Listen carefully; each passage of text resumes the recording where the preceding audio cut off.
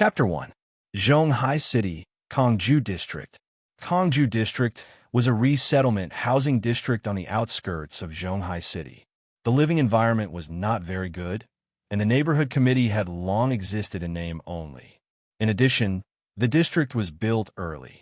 Therefore, even though many of the iron doors downstairs had rusted, and even locking the doors had become a problem, the iron doors were still not replaced. She stood at the entrance of the district in ragged clothes, watching a few children happily playing football in the garden. He suddenly had a feeling that it was a lifetime ago. It felt like a lifetime ago. Yes, 500 years, 5 centuries was so long. It was as if she'd had a very, very long dream. It wasn't until she stood on solid ground and carefully felt the familiar surroundings that she felt like she'd finally woken up from that nightmare. Master once said that he had an obsession in his heart that he could not let go of, so this life could only end here. In this regard, Chun-Shi did not care at all. So what if his cultivation was high? Just to live for 1,000 more years? 10,000 years? Or even eternal life? Hey, he had long been tired of that world where in order to compete for cultivation resources, people resorted to all kinds of means, cheating and scheming against each other all day long. If it were not for this remaining obsession in his heart, Chun-Shi was afraid that he would not have been able to hold on and turned into a pile of yellow soil in that cruel world. Now that he thought about it, what was the difference between the so-called immortals and those beasts fighting for food in the chicken coop and pig pen? Earth was still the best. Even the haze and exhaust made people feel comfortable. Chun-Shi thought happily and could not help but laugh. A 4 or 5-year-old boy stood not far away, looking at the silly weirdo in front of him. Just as he was about to go forward and study this weirdo, a fat auntie quickly rushed out from the side, then grabbed the boy's ear and dragged him by the ear into the building. As she walked, the fat auntie scolded, "You are simply disobedient. How many times have I told you to stay away from these lunatics? Be careful that they don't catch you and eat you." After hearing the fat auntie's threat, the little boy was obviously scared. He quickly shrank into the auntie's arms and hid in the building under her protection. Chun-Shi stood at the side and silently watched the scene unfold in front of him. For the first time, he had an awkward expression on his face. He then lowered his head to look at himself and smiled helplessly. His current appearance could be said to be extremely miserable. His white gown had long been reduced to rags, and his hair was as messy as a chicken coop. There are even obvious burn marks on the ends of his hair. If he walked out like this, it was not surprising that he would be regarded as a lunatic who made a living by rummaging through trash cans on the streets. His soul was damaged, his cultivation was lost, and there were countless internal injuries on his body. This was the price he had to pay to return. However, even though it was tragic, at least he managed to come back alive, right? With the power of the soul formation stage, he had to cross the void, pass through several space rifts, and cross many galaxies before finally returning to Earth. It wasn't an exaggeration to say that this was definitely a magnificent feat that had never been done before and would never be done again. Chun-Shi calmed himself down and walked in the familiar direction. As he got closer and closer to the familiar building, his heart began to beat violently. He had not experienced this kind of nervous and uneasy feeling for 500 years. He had suffered in the cultivation world for 500 years. He had gone from the lowest level of servant to a mighty divine monarch. In the end, he still gave up everything and risked his life to forcibly return. In fact, it was because of the stubbornness in his heart. Since there was no hope of attaining the throne in this life, why not return to his roots and rest early? Chun-Shi, who was determined to die, set off just like that. The heavens seemed to have finally opened their eyes. Originally, he thought that when he came back, he would only see everything in the past turn into mulberry fields. However, who would have thought that after arriving on Earth, Chun-Shi would be shocked to discover that only 5 years had passed on Earth. Only 5 years. What was the cause of this? Chun-Shi didn't know, nor did she want to know. He only cared about one question now. 5 years had passed. Was she doing well? She was now. Suddenly, Chun-Shi did not dare to imagine anymore. He, who had only used 500 years to become a divine monarch and was known as the Supreme on the prodigy roll, suddenly felt a little scared. Last year, in this door, the peach blossoms were both red. He did not know where the peach blossoms were, but the peach blossoms were still smiling. Forget it. If you marry someone else, I will also fulfill the promise I made to you at that time. As if he had finally made a decision, Chunshi threw away the various distracting thoughts in his mind and strode through the familiar iron door. I ascended to become a divine monarch, not to live forever, but to bless you with happiness and peace. Third floor. The second room from the left, 302. When he saw the slightly faded fortune on the iron door, she was suddenly stunned. The word fortune was still there, and the couplet was still there. This was what he had personally put on with her before he disappeared. Could it be, she is still waiting for me? Chunshi stretched out his trembling right hand and gently knocked on the door. Now, he looked like a groom standing on the wedding stage ready to welcome the bride, but also like a Luther who received an invitation but did not dare to look at the bride's name on it. Chunshi tidied his tattered clothes, trying to make them more pleasing to the eye. Then, he scratched his hair again. That skillful action was like that of 500 years ago, when he was still in university. Every morning before he went out for a date, he would do this signature action in front of the mirror. Who is it? Chunshi did not have to wait for long before someone answered the door. The moment he heard this voice, Chunshi felt as if his heart had suddenly become empty. This was not her voice, definitely not. Perhaps to verify Chunshi's guess, after this voice, the door opened. Behind the door was a middle-aged woman who looked to be in her 50s or 60s. When the middle-aged woman saw Chunshi's tattered appearance, a trace of panic flashed in her eyes. She thought that a criminal was going to rob her house. What do you want? The middle-aged woman deliberately raised her voice and asked. She was a little scared of the person in front of her, so she deliberately spoke loudly to alarm the neighbors. Big sister, I am not a bad person. Chunshi helplessly took a few steps back. Then he forced a smile and said, I used to live here, but after I left, my wife lived here alone. Annie, do you know when she moved away? What? I have always lived here. I have lived here for several years. How come I have never seen you? Are you here to steal something? If you don't leave, I will call the police. Don't. I will go. Chunshi helplessly smiled, looked deeply at the door number above the iron door, and walked down the stairs unwillingly. It was impossible that he remembered wrongly, absolutely impossible. This was his home. At least, it used to be their home. The middle-aged woman hid behind the door, and after seeing Chunshi turn and leave, she relaxed a lot. Secretly looking at Chunshi's side profile, the middle-aged woman suddenly seemed to have thought of something. She quickly opened the door and rushed out. Hey, wait a minute. The middle-aged woman came in front of him, looked up at him carefully for a while, and felt that this person was very similar to the person in the photo. Suddenly, the middle-aged woman violently grabbed Chunshi's arms and said excitedly, It's you. Chen family's boy. You're finally back. You are Annie Zhang? In the past, he had only seen Annie Zhang from afar, so Chunshi did not have much of an impression of her. Fortunately, Annie Zhang recognized him. How did you become like this? If it weren't for the photos left behind by the two of you, I wouldn't have recognized you today. Thank God. Thank God I didn't chase you away. You're finally back. Where have you been all these years? Do you know how hard she's been waiting for you? Annie Zhang pulled Chunshi and said excitedly.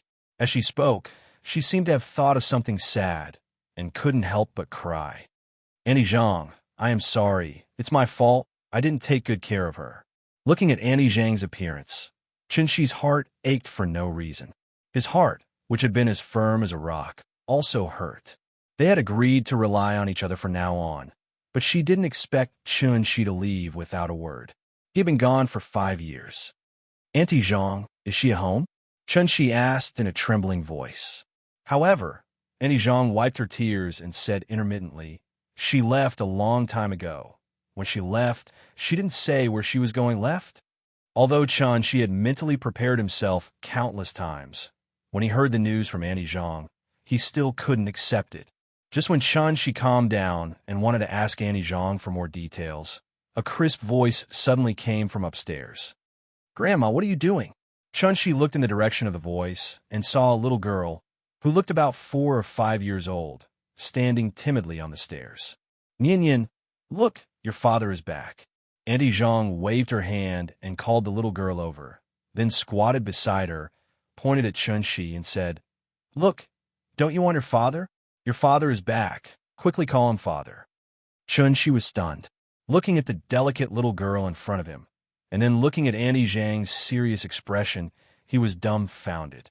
The little girl looked at Chun-Shi timidly. Then, under Auntie Zhang's encouragement, she nervously and uneasily called out, Papa! Chun-Shi's head suddenly exploded.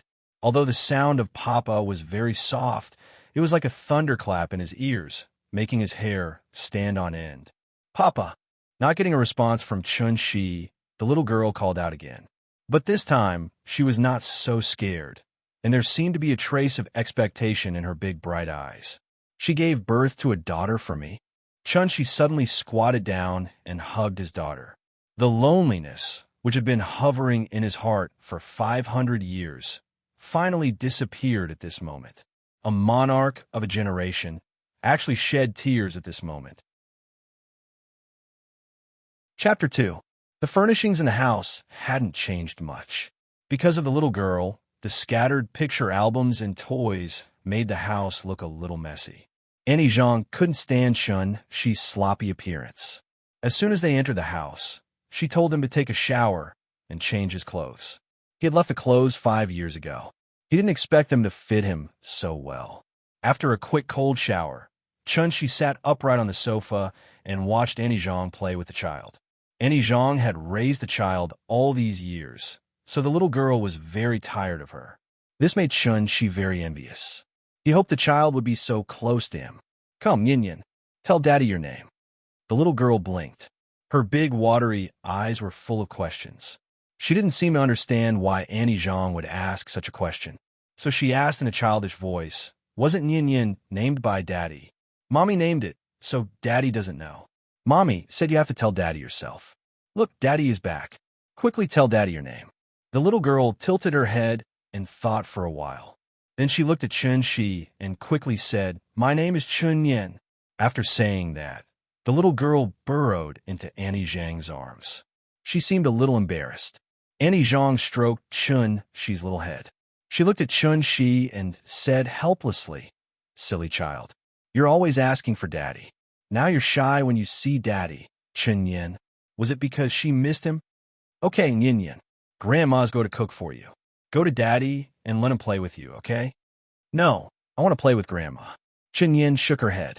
She grabbed Auntie Zhang with both hands and refused to let her go. Be good. If Grandma doesn't cook, we won't have anything to eat tonight. Let Daddy play with you. Auntie Zhang knew that this was a time for the father and daughter to be alone. So she carried Chun-Yen to Chun-Shi and placed her on the sofa beside Chun-Shi. The little girl was very sensible. Seeing that Aunt Zhang was really going to cook, she no longer pestered her grandma to play with her. After Aunt Zhang left, the little girl sat on the sofa. Her 2 slender legs dangled naturally from the sofa and swayed gently. Her big watery eyes stared straight at Chun-Shi. No one knew what she was thinking. Chun-Shi's eyes met hers, and he suddenly panicked. He didn't know how to face his own daughter. Would this sudden appearance of his father scare her? However, the thoughts of a child were obviously different from that of an adult. Chun-Yen looked at Chun-Shi for a long time. Suddenly, he lay down on the sofa and crawled to Chun-Shi on all fours. He reached out his hands and said in a childish voice, Papa, a hug. Chun-Shi hurriedly turned sideways to carry Chun-Yen, but he was afraid that his clumsy hands would hurt the child. So he could only stiffly stretch his hands under Chun-Yen's arms and try to lift Chun-Yen up little by little. At this moment, Chun-Yen suddenly threw herself on him and hugged his neck. She giggled. Papa is so silly. Chun-Shi gently hugged the soft and boneless body in his arms. He still felt like he was living in a dream. The little girl put her head in front of Chun-Shi and pouted. The other children have Papa and Mama. I'm the only one who doesn't. Papa, don't leave in the future, okay? Chun-Shi was stunned. Looking at the strange yet familiar little girl in his arms, he couldn't help but feel a warm current in his heart. Even after 500 years of wind and rain, his heart was as firm as a rock. At this moment, he couldn't help but soften under his daughter's expectant gaze. So, Chunshi couldn't help but kiss her forehead. He said gently and firmly, "Papa won't leave. I won't leave again. In the future, wherever Nyin is, Papa will be there. Pinky promise." "Okay." Chunshi laughed and stretched out his fingers to make a promise with the little girl. Then, the little guy seemed to have suddenly thought of something and jumped down from Chunshi's lap in a flash. Chunshi didn't dare to stop her. He could only carefully follow behind to prevent her from falling.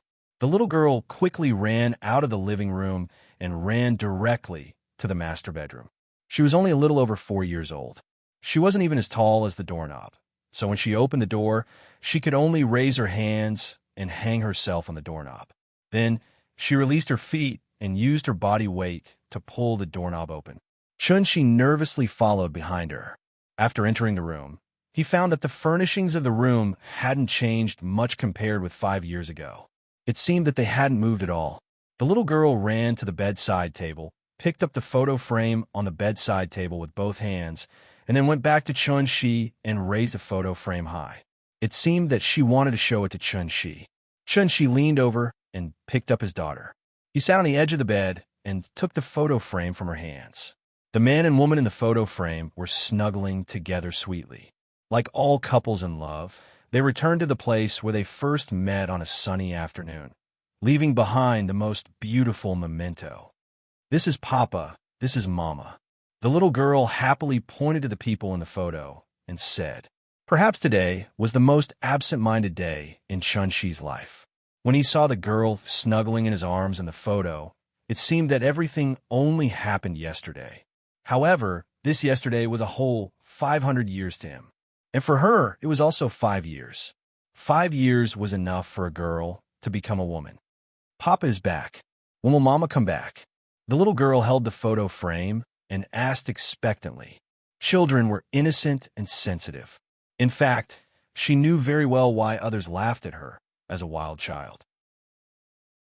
Grandma often said that Papa and Mama had gone far away, so they couldn't come back to see her. She had been waiting for her Papa and Mama to come back.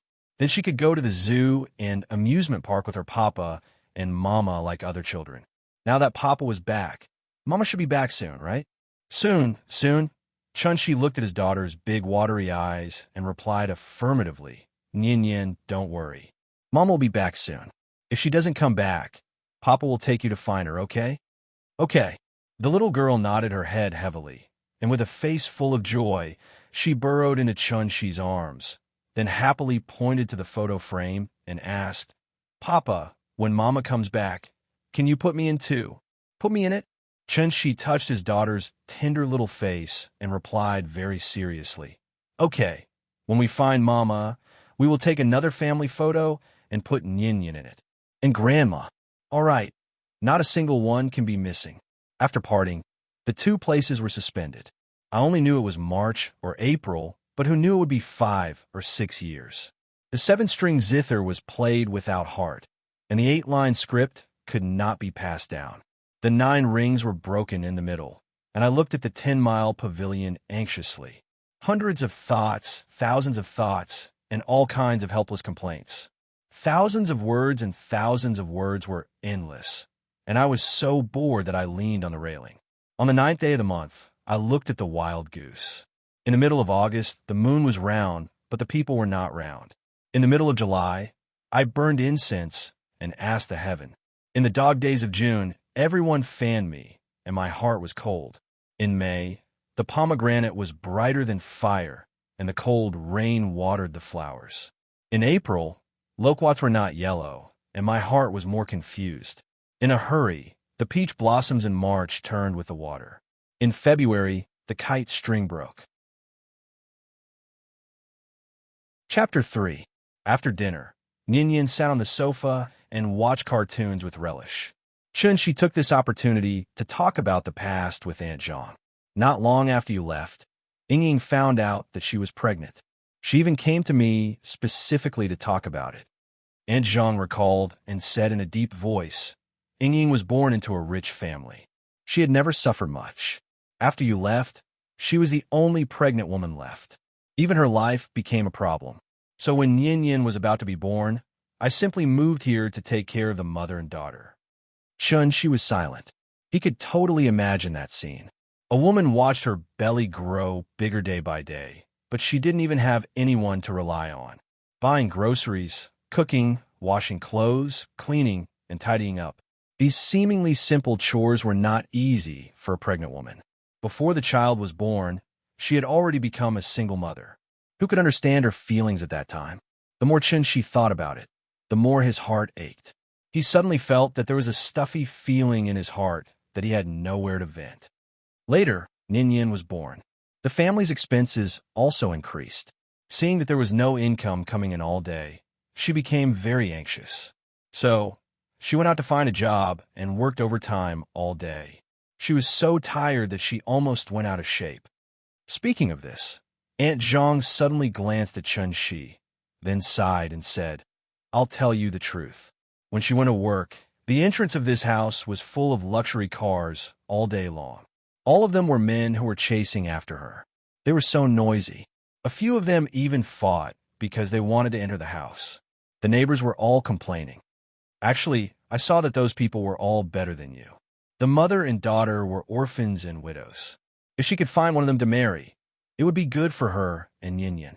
So, I repeatedly asked her to consider it, but that girl was also stubborn.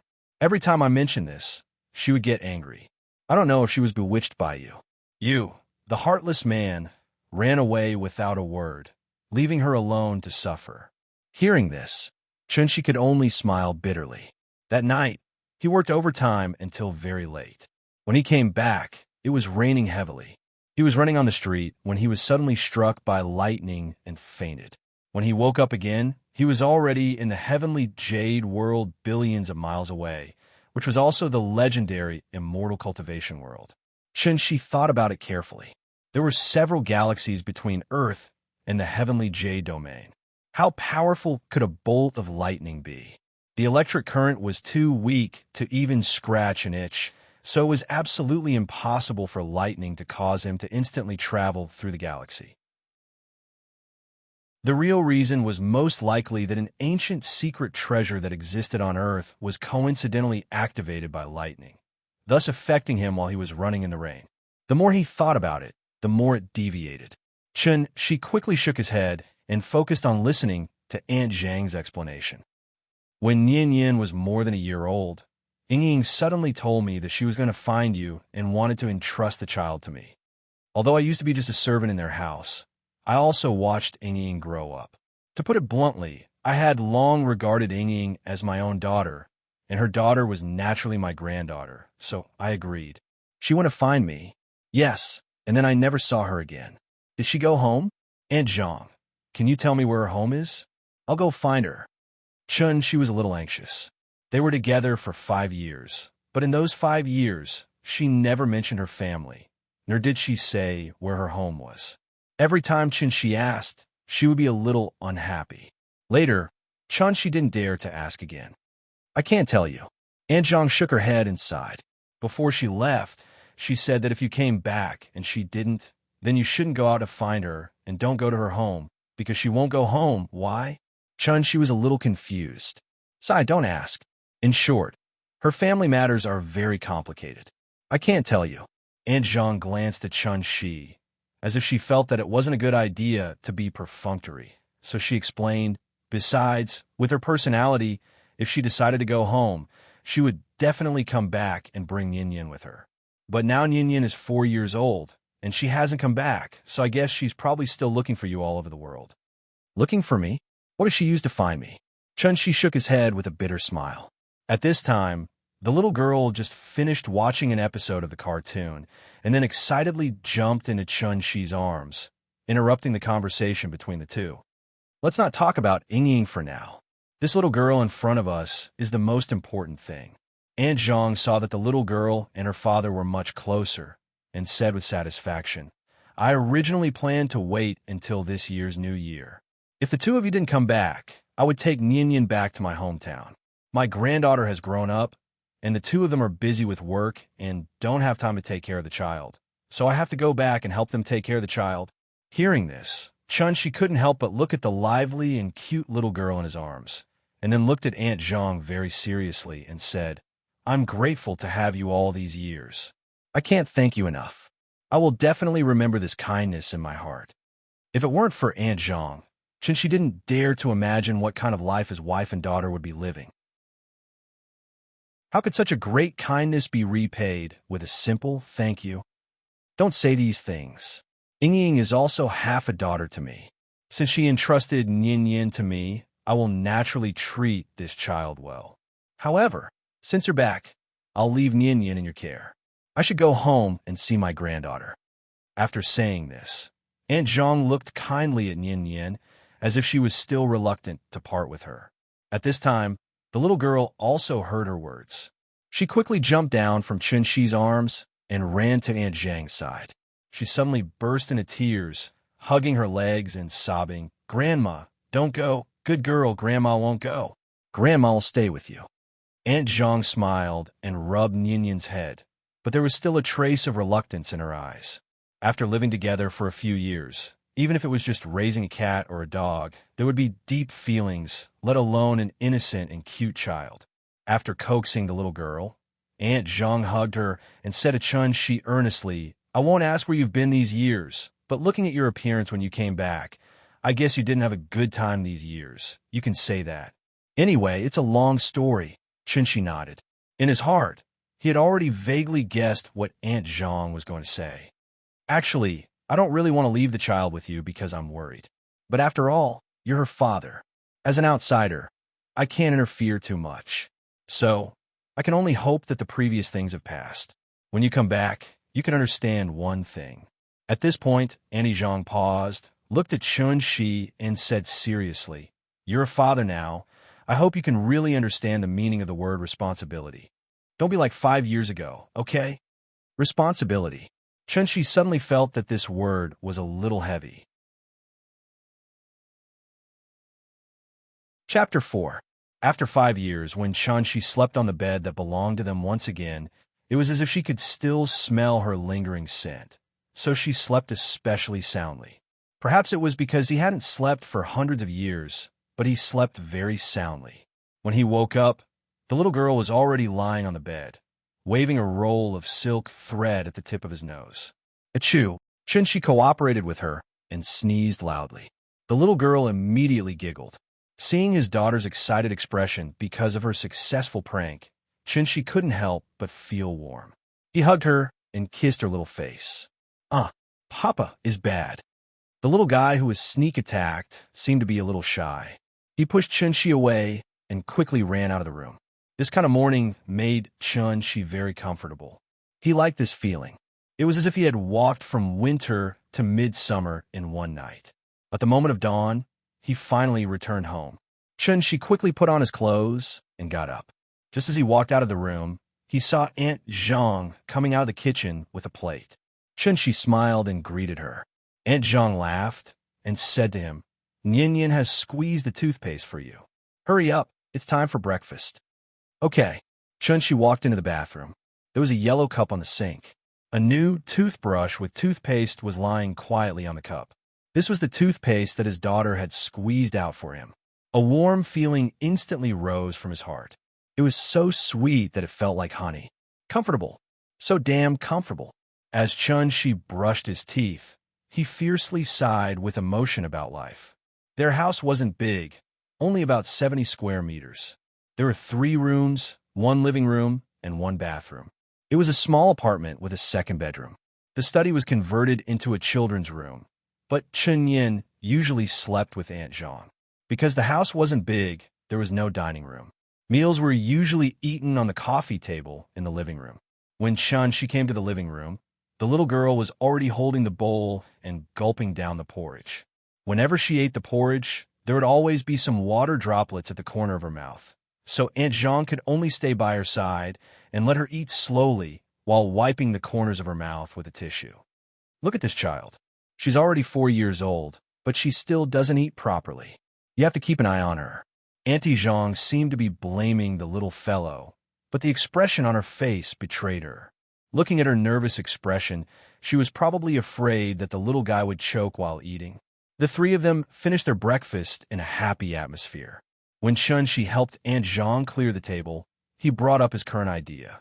"Auntie Zhang, I want to go out later and see if I can find a suitable job." Hearing this, Aunt Zhang was suddenly overjoyed. She looked at Chun-Shi and said happily, "It's good that you can think like that. Go, the child should go to kindergarten. In the future, the family's expenses will get bigger and bigger. As a father, you should experience the pressure Ying had at that time." Chun-Shi touched the tip of his nose, seeming to be a little embarrassed by Aunt Zhang's words. He didn't know how much money Ying left for Aunt Zhang when she left, but Chun-Shi guessed that it wouldn't be too much. After all, the two of them had just bought this house before he disappeared. Even if Ying went to work after that, she probably wouldn't be able to save too much in just 1 or 2 years. The cost of raising a child was already very high, so Chun-Shi guessed that Aunt Zhang might have put in a lot of her own retirement money for the little guy in the past few years. Forget it. I already owe Aunt Zhang too much. I'll find a chance to slowly pay her back in the future." After helping Aunt Zhang tidy up the living room, Chun-Shi rummaged through the shoe cabinet at the door, trying to find a pair of old shoes to wear.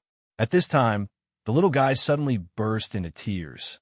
Seeing her crying heartbreakingly, Chun-Shi was immediately frightened. Chun-Shi hurriedly ran over to the little guy and gently comforted her. "Yin, what's wrong?" "Papa, don't go, Papa, don't go." The little guy sat on Chun-Shi's arm, crying and firmly grasping Chun-Shi's neck with her hands. It looked as if she had been greatly wronged. If a child's crying could be graded, then she must be at the S level now. Papa won't go anywhere." "Yin, be good. Don't cry." Chun-Shi didn't know whether to laugh or cry. It turned out that the little guy saw him looking for shoes and thought that he was going to leave.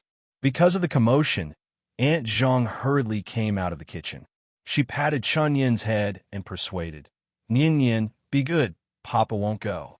Papa has to find a job to earn money to support the family. If Papa doesn't go, you and Grandma won't have food to eat." As she spoke, Aunt Zhang wanted to take Chun-Yin from Chun-Shi's arms. But for some reason, the little guy didn't want to come down. Her 2 hands were firmly wrapped around Chun-Shi's neck, and her little head was buried in Chun-Shi's neck. She cried at the top of her voice, "Papa, don't go. Papa won't go. Papa won't go." Seeing the little guy flip out, Chun-Shi had no choice but to sit on the sofa with his daughter and comfort her in a low voice. Aunt Zhang kept persuading the little guy, and Chun-Shi kept emphasizing that he wouldn't leave. After a while, the little guy slowly calmed down. Seeing that she was no longer crying, Aunt Zhang took out a hot towel from the bathroom and wiped her face. Then, she coaxed and pulled her from Chun-Shi's arms. "Yin, be good. Papa won't go. Look, the parents of the other children have to go to work. How can your papa not go to work? The adults go to work to earn money so that the children can eat. Understand?" "Yes." The little guy seemed to have thought it through. She nodded, then grabbed Chun-Shi's hand and said reluctantly, "Papa has to go to work. I'll wait for Papa at home. Good girl." Aunt Zhang patted the little guy's head, then signaled Chun-Shi with her eyes. Chun-Shi stood up, pinched Yin-Yin's little face, and said with a smile, "Then Papa will go to work." "Yin, what do you want?" "Papa will buy it for you." "I don't want it. I want Papa." The little guy shook her head, seeming to be worried that Chun-Shi would not come back. "Then Papa will come back to accompany you as soon as possible after work. Okay?" "Okay." After a lot of effort, Chun-Shi finally went out of the door in the little guy's reluctant eyes. Chun-Shi used to have a habit. That was, he didn't like to carry his documents with him, because he often accidentally lost his documents, and it was very troublesome to replace them. He usually left his ID card, bank card, driver's license, and other documents at home unless it was necessary. He didn't expect that this habit would save him a lot of trouble now. Looking at the ID card in his hand, Chun-Shi walked out of the building. But after stepping out of the door, he couldn't help but feel troubled. Make money. Chapter 5. With a few dozen yuan of change from Aunt Zhang and an ID card, Chun-Shi walked out of the Kongju community in a daze. This was not the Tianxian world. Money naturally did not fall from the sky. Other than stealing and robbing, what else could he do to earn money fair and square? Work? He majored in computer science in university. After graduation, he directly became a programmer. From an annual salary of 100,000 yuan, he slowly worked his way up to 200,000 yuan, which was enough to support the entire family. But now 5 years had passed. Not to mention whether his technology could keep up with the times. Just the frequency of working overtime was enough to make Shunshi start to retreat. Aunt Zhang would leave sooner or later. If he worked overtime every day, who would take care of the child for him? Besides, he couldn't bear to leave the little guy alone at home. So after some consideration, the option of working was directly ruled out by Shunshi. Getting on a bus to the city, Shunshi planned to think about it on the bus. If he knew that life on Earth was so difficult, he would have brought a few gems when he returned. Now that he sold them, it was probably enough for him to buy several houses. His cultivation was lost, his soul was damaged, and except for an unparalleled physical body, he seemed to have nothing to offer now. In fact, there were many ways to get rich overnight, but they were all written in the criminal law. Since he had decided to return to the life of an ordinary person, not robbing, and not doing anything illegal naturally became Shun's current principle of conduct. Or find a corrupt official to rob the rich and give to the poor? Anyway, the corrupt official did not dare to call the police or rob the underworld. Cleaning up the scum of society was also a contribution to society, right? If not, he could go to the Middle East as a mercenary and do a big job directly. He had always heard that the situation in the Middle East was quite turbulent. Being a bodyguard should be quite profitable. As she thought about it, Shunshi's train of thought began to deviate. It was no wonder, after all, he had lived in the Tianxian world for 500 years. There was no rule of law in a world where the strong preyed on the weak. He was used to fighting for everything he wanted with strength. Suddenly returning to Earth, he was really not used to this society. He was like a prisoner who had been locked up in prison for many years, only to realize that he was out of touch with society the moment he was released. After thinking for a while, Shunshi suddenly realized that there was something wrong with his thoughts. In any case, he was a father. No matter what, he had to live openly in this society and set a good example for his daughter. Forget it. I'll think about it carefully. As long as he earned his first bucket of gold, perhaps he could consider starting a small business with Nyenyen. The bus drove from the outskirts of the city to the city.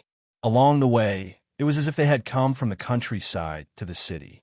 The buildings on both sides of the street were getting taller and taller, and the cement road had turned into an asphalt road at some point in time. Rows upon rows of cars were waiting for the traffic lights, and the platform on the side was still bustling with activity. Shunshi was very familiar with every street, every building, and even every bus stop. Everything seemed to be the same as 5 years ago. Not much had changed. Next stop, City 2 Hospital. Passengers who wish to alight, please line up at the back door. At another stop, the bus slowly stopped by the side, and the broadcast in the bus sounded again. The moment he heard the broadcast, an idea suddenly popped into Shunshi's mind. He hurriedly squeezed to the back door of the bus and got off with the crowd. After getting off the bus, Shunshi looked back at the bus. Sure enough, the bus that was packed like a sardine tin was instantly emptied. There were even a few empty seats. Clothing, food, housing, transportation, medical care, education, medical care. As the holy land of cultivation, the Tianxian world's spiritual energy was naturally extremely rich. Therefore, even mortals with no aptitude at all could be immune to all diseases and live a long life. Shunshi's thought process made him forget that he could make money through medical treatment. Once he figured it out, his mind naturally became active. Saving a life was better than building a 7-story pagoda.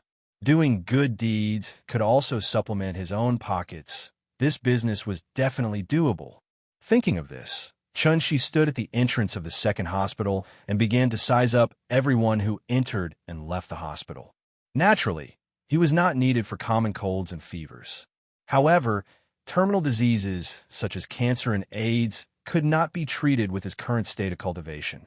Therefore, Chunshi decided to target some difficult and complicated diseases first. However, imagination was always beautiful. Chunshi stood at the entrance of the second hospital. He did not see many patients with difficult and complicated diseases, but he did encounter several waves of medical scammers.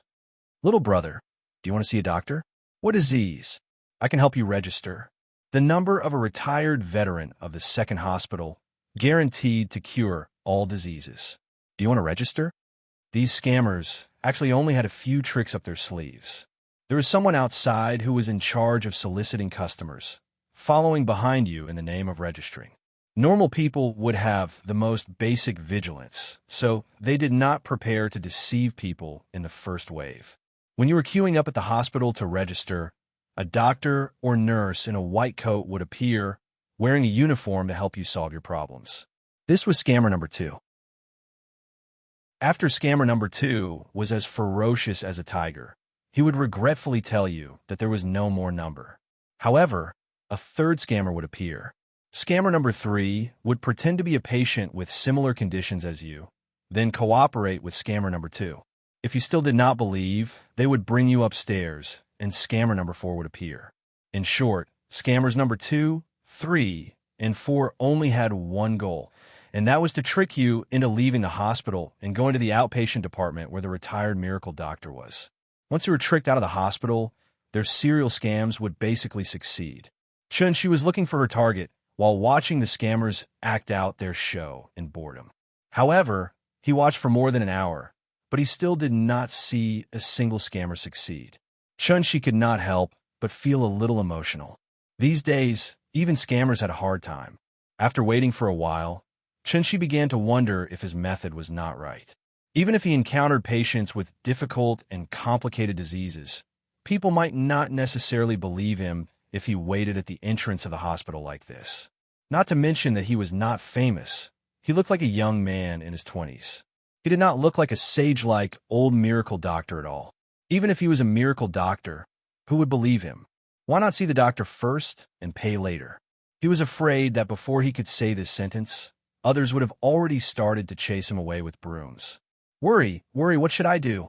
Chunshi was thinking about how to make himself famous when suddenly he saw a man and a woman walking out of the hospital. The woman was in her 20s. She had an outstanding temperament and was dressed maturely. She was wearing a tailored black gauze dress. Her 2 snow-white, long legs swayed faintly under the gauze, rippling with a myriad of emotions. She was so enchanting, but had a pair of eyes that were as clear as autumn water. It made people unable to have any blasphemous thoughts. Her temperament was like an iceberg, making people not dare to approach her. They could only stand at a distance and silently sigh. What a devastatingly beautiful woman. However, although this woman was beautiful, Chunshi's gaze was always on the man. This was a middle-aged man in his 40s or 50s. His every movement had a hidden power. When he walked with a majestic gait. He looked particularly energetic. This man looked to be in his prime, but Chunshi knew that he was sick. Chapter 6. Business was here. This was not the time to pretend to be aloof.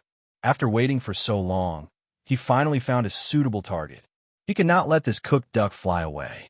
His daughter was growing. She needed money to supplement her nutrition, go to school, buy clothes, and buy toys. As a father, if he did not work hard now, how could he leave a perfect and happy childhood for his daughter? Therefore, when Chunshi saw his target appear, he took the initiative to walk toward them. Because only by taking the initiative would a story happen between them. The man and woman seemed to have driven a car. After leaving the outpatient department, they turned around and walked to the parking lot behind the outpatient department. Chunshi followed them to the parking lot. After seeing that there were not many people here, Chunshi quickly walked past the 2 people and directly reached out to stop the man and woman. Little brother, what's the matter? Chunshi's behavior was a bit impolite, but the middle-aged man was not angry. Instead, he asked gently. In order not to appear like those medical scammers at the hospital entrance, Chunshi decided to go straight to the point after some consideration. Therefore, he did not talk nonsense. He directly looked at the middle-aged man and said, "You're sick. I can cure you. As if to make his words more convincing, Chun-Shi's eyes looked very sincere at this moment. I'm sick. Hearing this, the middle-aged man could not help but be stunned. The middle-aged man seemed to have not recovered from Chun-Shi's words. The woman next to him was already angry. She immediately scolded in a delicate voice, "You're the one who's sick." After that, she glared fiercely at Chun-Shi. Then, she took the middle-aged man's arm and wanted to pull him away. "Dad, let's go. Ignore these lunatics." "Hey, wait, you're really sick. I'm not lying to you." Chun-Shi ignored the woman. He stopped the middle-aged man again and said with a sincere face, "A dignified monarch god had to take the initiative to attract customers on the street in order to make money. He even had to use his hot face to kiss someone's cold ass." This was life. Perhaps moved by Chun-Shi's sincerity, the middle-aged man signaled the woman not to worry. Then, he looked at Chun-Shi and asked, "Little brother, you said that I'm sick. Tell me, what illness do I have? Can I check your pulse to confirm it?" "Sure." The man nodded and stretched out his right hand. Chun-Shi held his wrist and made a gesture that was not very standard to feel the pulse. Not long after, Chun-Shi released his hand and said with certainty, "Your injuries are very serious. You probably won't live past 50. What a joke." The woman was clearly enraged. She couldn't help but laugh in anger. "My father is already 52 years old. How dare you say that he won't live past 50? I'm warning you, if you don't leave now, you'll have to bear the consequences." After saying that, the woman took out the car key and unlocked the car with a beep. Then, she pulled the middle-aged man and walked to the car not far away. Already 52? Chun-Shi was also stunned. He didn't expect that the first patient he took the initiative to find would be misdiagnosed by him. It didn't make sense. This middle-aged man looked strong. But if one looked closely at his complexion, one could clearly see that his face was a bit pale, which was different from his normal skin color. Although he walked with large strides and held his head high, with Chun-Shi's superior vision, she could naturally see that his body was slightly unnatural, as if he was forcibly pretending to be healthy at all times. Because of this, Chun-Shi proposed to take his pulse, wanting to see what illness this middle-aged man had. In fact, after this period of recovery, Chun-Shi had cultivated a little bit of true essence again. It was also because of this that he could control true essence into the middle-aged man's body when he felt his pulse. From there, he could understand the man's current physical condition in detail. The man's internal organs were all damaged, and it was very serious. The strange thing was that the middle-aged man's internal injuries didn't seem to have been caused in a single breath. Instead, they seemed to have been caused by an external force over a long period of time. It was as if someone had taken a knife and continuously cut open his internal organs. The most serious injury was the lung. The wound had already begun to fester. Chun-Shi estimated that even if the man immediately went for a resection, his injury wouldn't get better. Thinking of this, Chun-Shi looked at the middle-aged man who was about to get into the car and said, "I don't know what method you use to extend your life, but according to your current situation, you could die suddenly at any time." Hearing this, the middle-aged man stopped. By the time he turned around again, the carefree temperament on his body had already disappeared. He frowned slightly and asked with a sullen face, "Little brother, do you really know medicine? I can cure you." Chun-Shi nodded. His attitude was very confident. "Really? 100% sure. Then what do you want? Money. How much?" Hearing this, Chun-Shi immediately sneaked a glance at the old A6 behind the middle-aged man. After a little consideration, he opened his mouth and said, 100,000. Okay. Chun-Shi was still hesitating whether he had asked for too high a price. If the man wanted a bargain, 50,000 was not out of the question. If the man still thought it was too expensive, 20,000 would be fine too. In short, if the price was as high as the sky, the price would fall. However, what Chun-Shi didn't expect was that as soon as he asked for the price, the middle-aged man had already agreed to it without hesitation. At this time, the woman who had already opened the door and was about to get into the car couldn't take it anymore. She carried a small Kuan bag and walked quickly in high heels to the middle-aged man's side. She called out anxiously, "Dad?" The middle-aged man waved his hand and motioned for her to calm down. She was so angry that she stomped her feet and scolded Chun-Shi coldly. Are you selling crutches? My dad is not sick. This is the hospital. Dad, do you feel uncomfortable anywhere?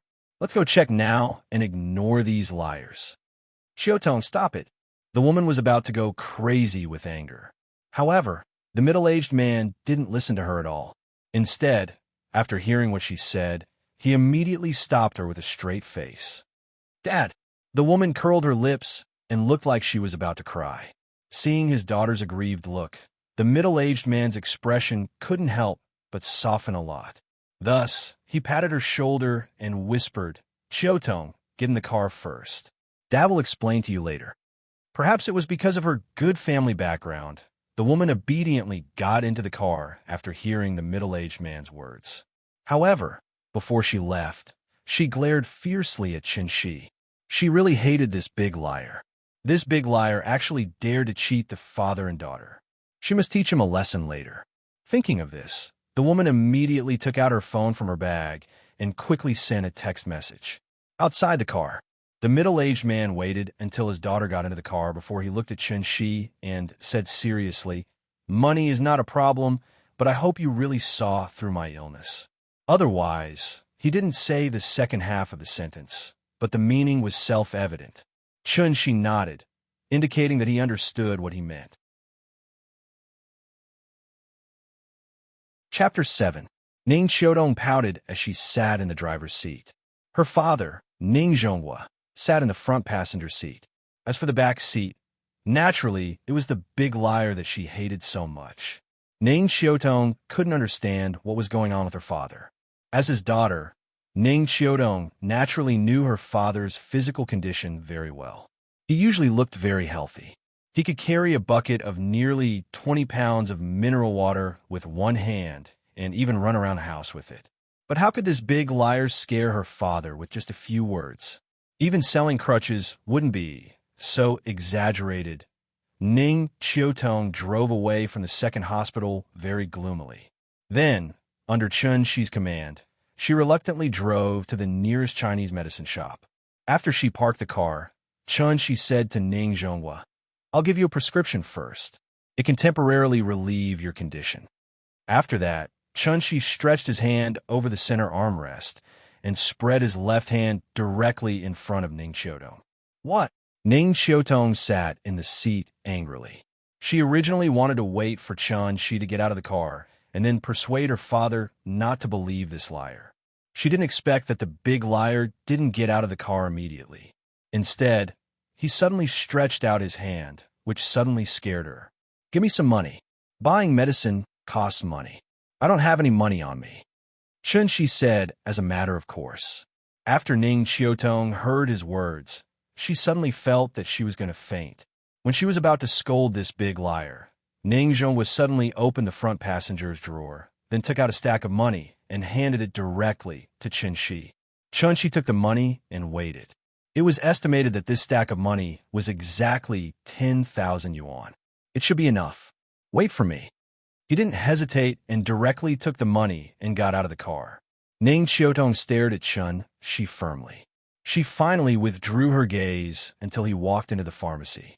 Looking at her vigilant look, she was probably afraid that Chun-Shi would run away after getting the money. Dad, what's wrong with you?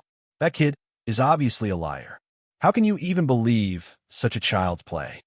Seeing that the outsider had left, Ning Xiaodong could not help but complain to Ning Zhonghua. He's not a liar. Ning Zhonghua shook his head. He couldn't help but laugh when he saw his daughter's sorrowful appearance. He comforted her, Chiotong, actually, this little brother is right about one thing. That is, I really can't live past 50 years old. Dad, you're already 52. It's impossible for me to remember your birthday wrong. Ning Xiaodong immediately became anxious. Dad even forgot how old he was this year? Could it be that this big liar used some kind of drug? Or was it some kind of hypnotism? Was that why his father believed him? Oh no, what to do? Ning Xiaodong was as anxious as an ant on a hot pan. She couldn't help but let her imagination run wild. The more she thought about it, the more outrageous it became. Meanwhile, Ning Zhongwu was thinking about whether to tell his daughter everything, so he did not immediately explain. The car was quiet for a while. Ning Xiaodong took out her phone to call the police because today's bizarre experience was completely beyond her understanding. However, at this moment, Ning Zhongwu sighed deeply and said, "Xiaodong, do you remember that I left for a period of time 3 years ago?" Huh? Ning Xiaodong thought for a while and replied, "I remember that you went abroad for a long period of time 3 years ago. I think it was a talk about investment. However, didn't that thing fall through in the end?" Hearing this, Ning Zhongwu fell silent. After seriously thinking about it, he decided not to tell his daughter for the time being. Thus, looking at the extremely anxious Ning Xiaotong, he suddenly asked in a serious tone, "Xiaotong, if I could buy my life back for 100,000 yuan, would you be willing?" "Dad, if it could really make you live a long life, I wouldn't even blink an eye, even if it was 10 million or 100 million yuan. But look at him. He's obviously a liar. How could you even believe the words of a hooligan like him?" Ning Xiaotong was very angry. This was not a matter of money, but because she always felt that her intelligence was being insulted. "I understand what you mean." Ning Zhongwu turned sideways and reached out to pat the back of Ning Xiaotong's hand. Then, he said seriously, "I don't completely believe him, but I have to believe him. I even hope that he didn't lie to me from the beginning to the end, because I can't afford to gamble. If 100,000 yuan could buy my life back, then what's wrong with giving it a try? Dad, if you really feel uncomfortable, let's go back to the hospital for a checkup, okay? If you think that the standard of the city's second hospital isn't good enough, then I'll go abroad with you for a checkup." Ning Zhongwu shook his head and reached out to hug his daughter. Then, he said solemnly, "Trust your father's feelings, okay?" Half an hour later, Chun-Shi walked out of the pharmacy with 2 big bags. As soon as he opened the door, he felt that the atmosphere in the car was a bit strange. Thinking about it, looking at the woman's dress and temperament, he guessed that she was a real strong woman at work. This kind of social elite usually paid attention to objectivity, rationality, and facts, so they always only believed in their own judgment. Since she had already determined that he was a liar, then naturally she wouldn't believe him no matter what. He guessed that she had just quarreled with her father. Forget it, he couldn't care less about other people's family matters. Since Wang Zhonghua was willing to believe him, then Chun-Shi would naturally do his best to cure him. Chun-Shi opened the door and put one of the bags of medicine in the back seat. Then, he carried the other bag and stood beside the passenger seat. Then he said to Wang Zhonghua through the window, "Take the bag of medicine in the car back. Decoct 1 dose every day. Decoct 2 juices for each dose. Take 1 in the morning and 1 in the evening, and take it after meals. And what else? This medicine can only relieve the pain temporarily. It won't help your condition at all." Speaking of this, Chun-Shi lifted the other bag of medicine in his hand, then pointed to the bag and said, "I need 3 days to prepare. Give me a business card, and I'll contact you in 3 days." "Okay." Ning Zhongwu took out a business card from the bag and handed it to Chun-Shi. Chun-Shi glanced at it. There was only a name and a string of phone numbers on it. "Put the money for the medicine on me. There's no need for a deposit. After I cure you, I'll settle it again. 90,000. After that." Chun-Shi waved at Ning Zhongwu and turned to leave. After Chun-Shi left, Ning Xiaotong started the car angrily. Then, she spat and said with some sarcasm, "So useless. You're satisfied with just 10,000. Hey, Xiaodong, why do I feel like there's another meaning in your words? Are you blaming your father for being senile?" "How would I dare?" Ning Xiaotong said with resentment. "Didn't you see that he bought a lot of medicine? How much is this medicine worth?" "Dad, I think you don't know the hardships of ordinary people. It's 10,000 yuan. The average salary in Zhonghai is less than 5,000. He earned 2 months' salary in half an hour. Isn't that enough?" Hearing this, Ning Zhongwu laughed and said, "Let's wait. Didn't he say that he needed 3 days to prepare? Don't jump to conclusions. Let's talk about it in 3 days. There are still 3 days left. I dare to bet that he has already disappeared without a trace." After that, Ning Xiaotong looked at the rearview mirror as if trying to find the big liar's figure. As for Chun-Shi, She really did, as she said. She had long since run away, because he had to rush home to see his daughter. After not seeing the little girl for half a day, Chun-Shi began to feel a little empty in his heart. He was not used to it. As long as he thought of the little girl waiting for him to come home, he couldn't wait to recover his cultivation immediately and fly to his daughter in an instant. Chapter 8. In fact, Ning Qiudong really wronged Chun-Shi, because after buying the medicinal materials, there was only about 800 yuan left out of the 10,000 yuan. Ordinary medicinal materials were not expensive, but the aged ginseng, deer antler, and caterpillar fungus were very valuable things. These aged tonic medicines contain a small amount of heaven and earth spirit qi. Because the cultivation environment on earth was too bad, the heaven and earth spirit qi was almost dried up, so Chun-Shi could only extract it from this kind of medicine. Ning Zhong's injury was very serious, and there was no way to treat it through ordinary means. So Chun-Shi was going to refine a simplified version of the energy cultivation pill for him, using immortal means to save his life. When Chun-Shi returned to Kangju District with a large bag of medicinal materials, it was already 5 o'clock in the afternoon. The same place, the same time, the same person. But his state of mind was already very different from yesterday. With a faint trace of expectation, Chun-Shi quickly walked to the door of the house. The familiar apartment building, the familiar iron gate, and the familiar feeling of space and time overlapping. Just like yesterday, he stretched out his hand and gently knocked on the door. But this time, just as he finished knocking on the door, there was an instant movement in the house. "Papa! Papa! Papa is back!" The little fellow shouted excitedly. That soft and crisp voice could be heard clearly even by Chun-Shi standing outside the door. Then, with a burst of hurried footsteps, the door opened. The little fellow maintained the posture of hanging on the door handle, tilting her head and revealing a pair of bright big eyes, quietly glancing outside the house. And when she saw that the person outside the house was really her father, she immediately shouted excitedly, and then pushed open the iron door with great effort, directly throwing herself on Chun-Shi's lap. "Papa!" Chun-Shi quickly squatted down, hugged his daughter's small body with his left hand, and then slightly lowered his head, rubbed the little fellow's forehead with his head, and asked happily, "Nian Nian, did you miss Papa?" "Yes."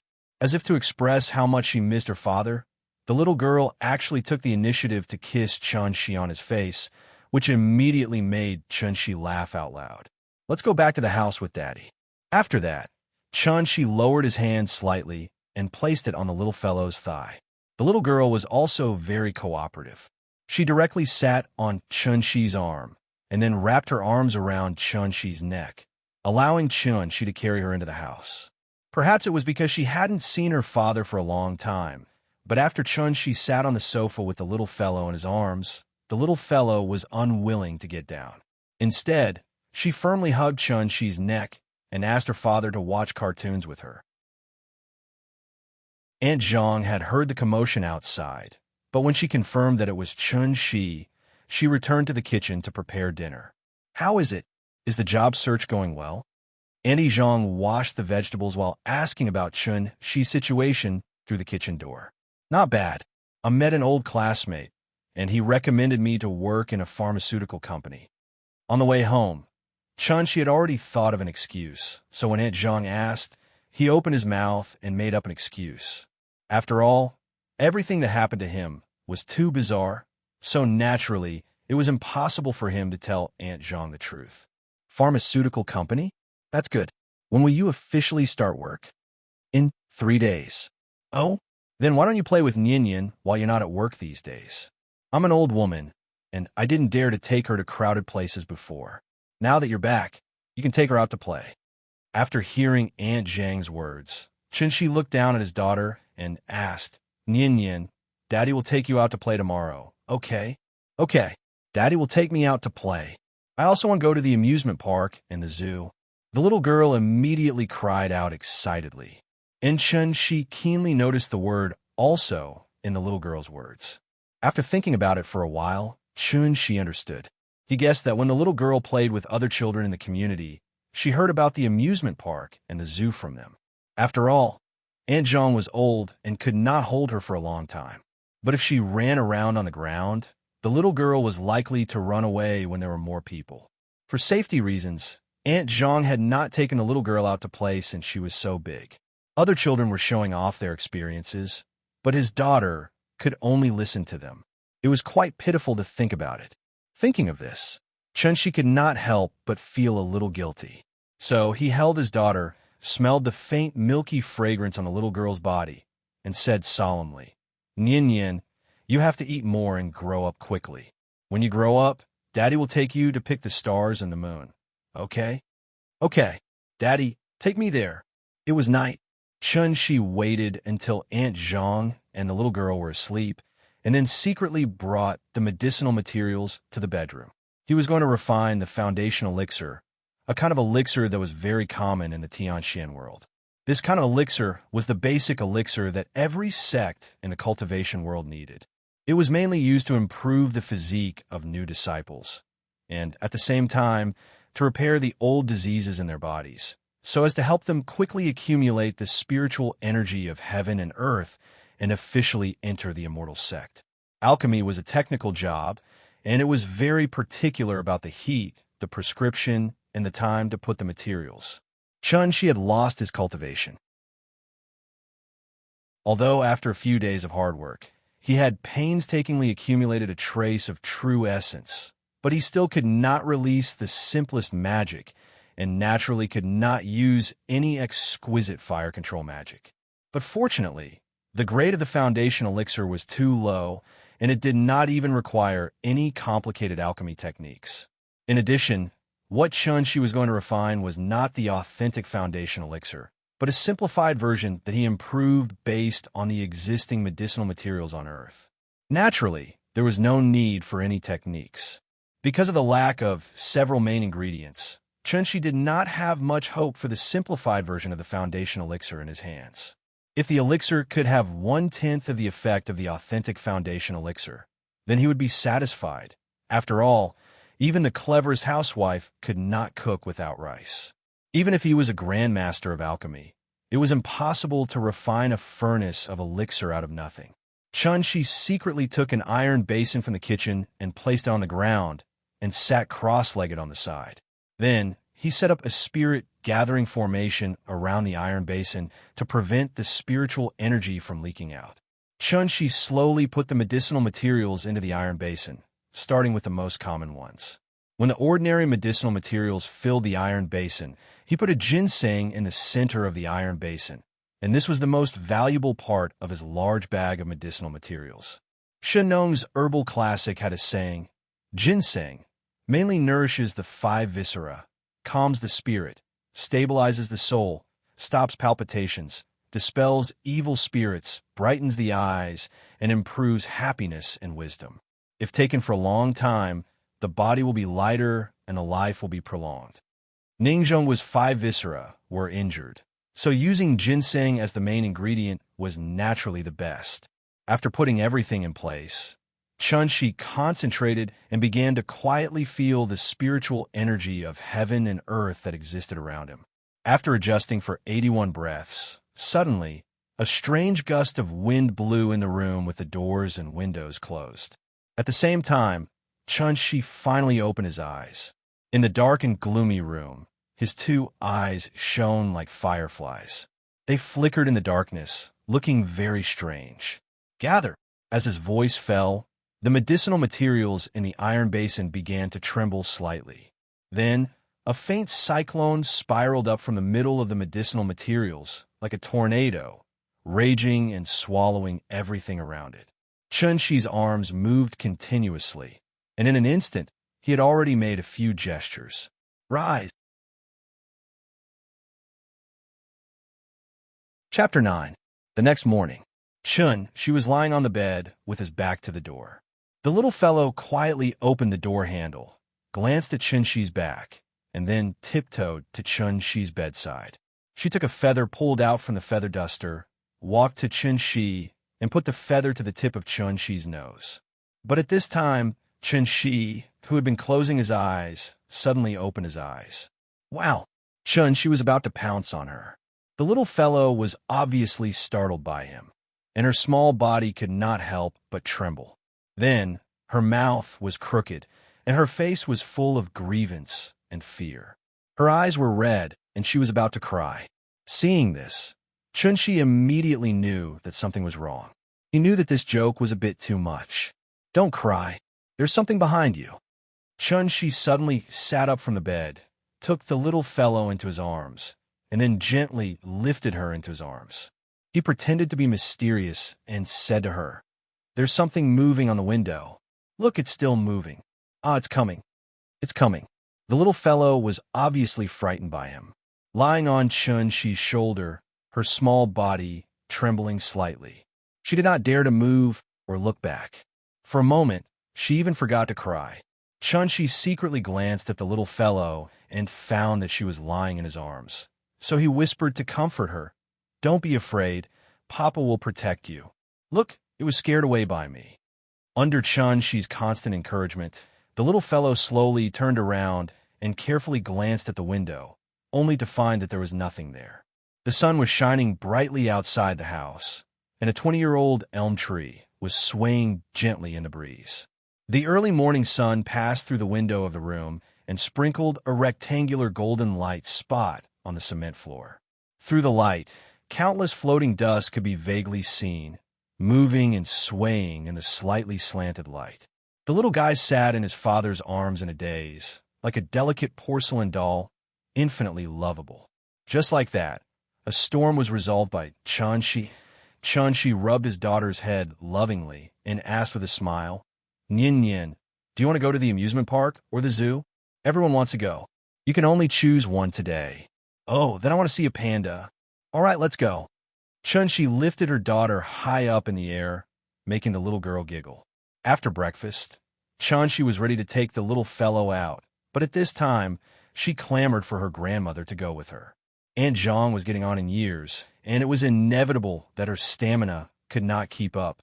Therefore, she did not want to walk too much or go too far. Thus, the little fellow was unhappy. After crying for a while, Chun-Chi and Aunt Zhang finally calmed her down. Before leaving, the little fellow asked her grandmother what she wanted. She would bring it back for her grandmother later, which immediately made Chun-Chi and Aunt Zhang burst into laughter. This little girl was really smart. Chun-Chi just said something to her yesterday, and today she was already nimbly applying what she'd learned. Outside the door, the little fellow did not want to walk by herself, so Chun-Chi carried her with one hand and walked out of the community. At this time, a big sister carrying a vegetable basket saw the father and daughter. "Nyin, where are you going?" The big sister was talking to Nyin while looking at Chun-Chi vigilantly. She carefully looked at Nyin expression and movements, and then looked at Chun-Chi. Seeing that Nyin was very affectionate to Chun-Chi and did not look like a bad person, she was relieved. The zoo. The little fellow seemed to know the big sister, so she happily sat on Chun-Chi's arm, straightened up, and said proudly, "Papa, take me to the zoo. I want to see the pandas." After hearing Nyin call her father, the big sister completely dispelled the doubts in her heart. She turned to look at Chun-Chi and said with a smile, "So you are Nyi's father? Are you taking your daughter to play?" "Well, yes." Chun-Chi nodded with a smile.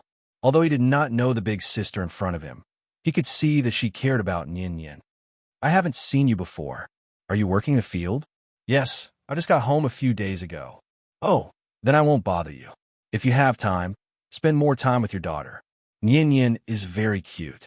The big sister waved her hand and said goodbye to Chun-Chi and Nyin. Chun-Chi also understood the meaning of her words, so he smiled and said thank you to her. Although the people living in this community were not rich and the security environment was very poor, there was one thing that those high-end communities could not compare with. That was the care and help of neighbors.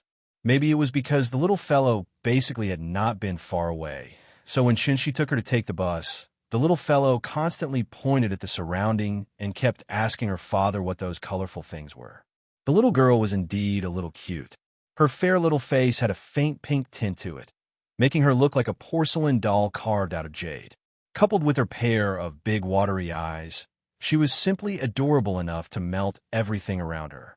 Several girls who got on the bus halfway could not help but exclaim when they saw the little fellow for the first time. They surrounded her and wanted to take a photo with her. For this kind request, she would not refuse.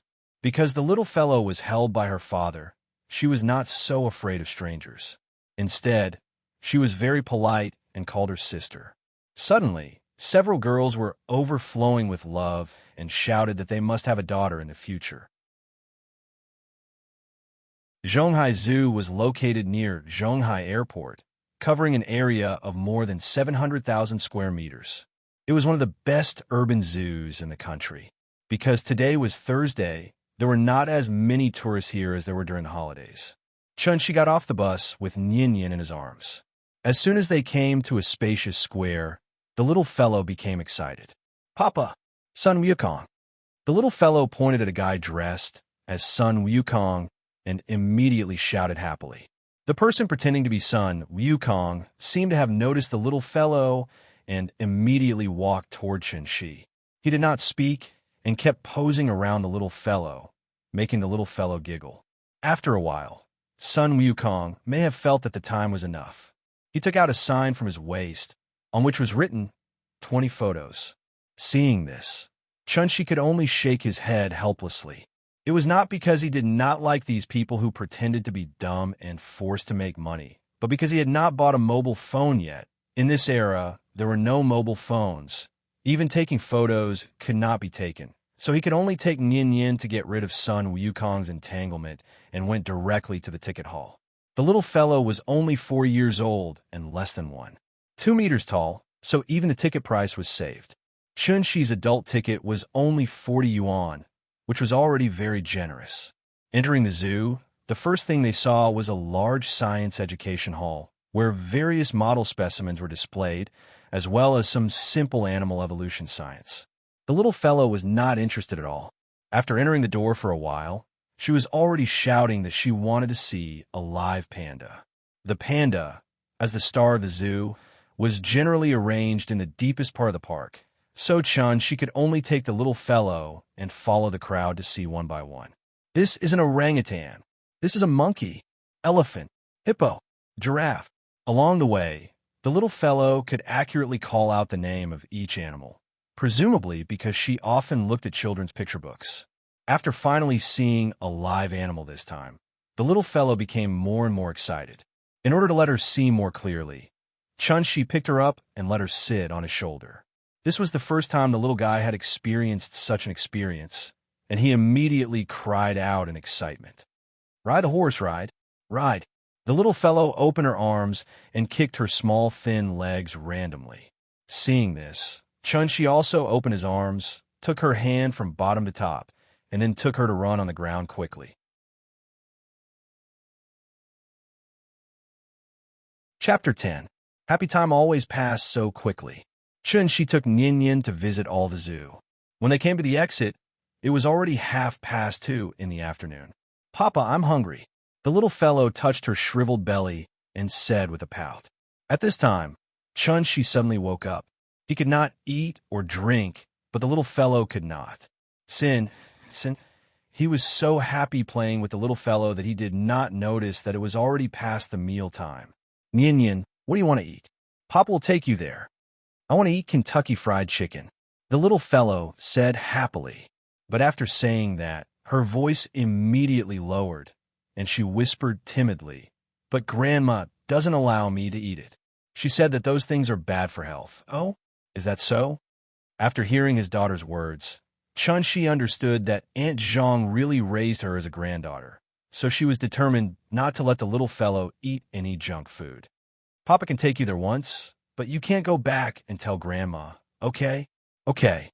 Hearing this, the little fellow immediately nodded like a chicken pecking rice. Obviously, she had been fascinated by these foreign fast food for a long time. "Come on, eat this candy first, then Papa will take you there." She took out a black candy from his arms. The little fellow took it and smelled it.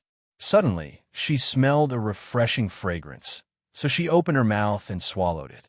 But after swallowing it, she immediately frowned and shouted, "Papa, bad. So bitter." not candy. As she spoke, she wanted to spit out the candy. Seeing this, Chun-Shi immediately covered the little fellow's mouth and persuaded, "Don't vomit. Eat it. Papa will buy you Kentucky Fried Chicken." What a joke. More than 9,000 yuan of medicinal materials, plus Chun-Shi's overnight effort to refine these 3 foundation elixirs. If she vomited, more than 3,000 yuan would be wasted. While forcing his daughter to swallow the elixir, Chun-Shi reminded himself, when refining elixirs in the future, but remember to add cane sugar. Seeing the little fellow's bitter face and finally swallowing the elixir, Chun-Shi immediately carried her to the nearby store and bought her a bottle of Wangzai milk. The mist that was about to condense between the little fellow's eyebrows gradually dissipated. "Let's go. Daddy will take you to eat KFC. You won't feel bitter after eating KFC." He took the little fellow to a shopping mall near the zoo and saw a long line in KFC from a distance. After waiting for more than 20 minutes, Chun-Shi finally bought a Doraemon set meal for the little guy. Seeing that the delicacies of his dreams were right in front of him, the little guy was drooling. Chun-Shi found a seat near the window, put down the plate, and prepared to take the little fellow to wash her hands. But at this time, she shook off Chun-Shi's hand, picked up a chicken wing, and gnawed it. Looking at her intoxicated look, Chun-Shi could only helplessly interrupt her and whisper, "Nian Nian, be good. You have to wash your hands before eating, or you will have worms in your stomach. Are you afraid? Let's go. Daddy will take you to wash your hands." Although it was impossible for the child to get sick with him, it was still necessary for the child to develop good habits from an early age. After several persuasions, the little fellow reluctantly put down the chicken wing in her hand and obediently followed her father to wash his hands. "Papa, you eat."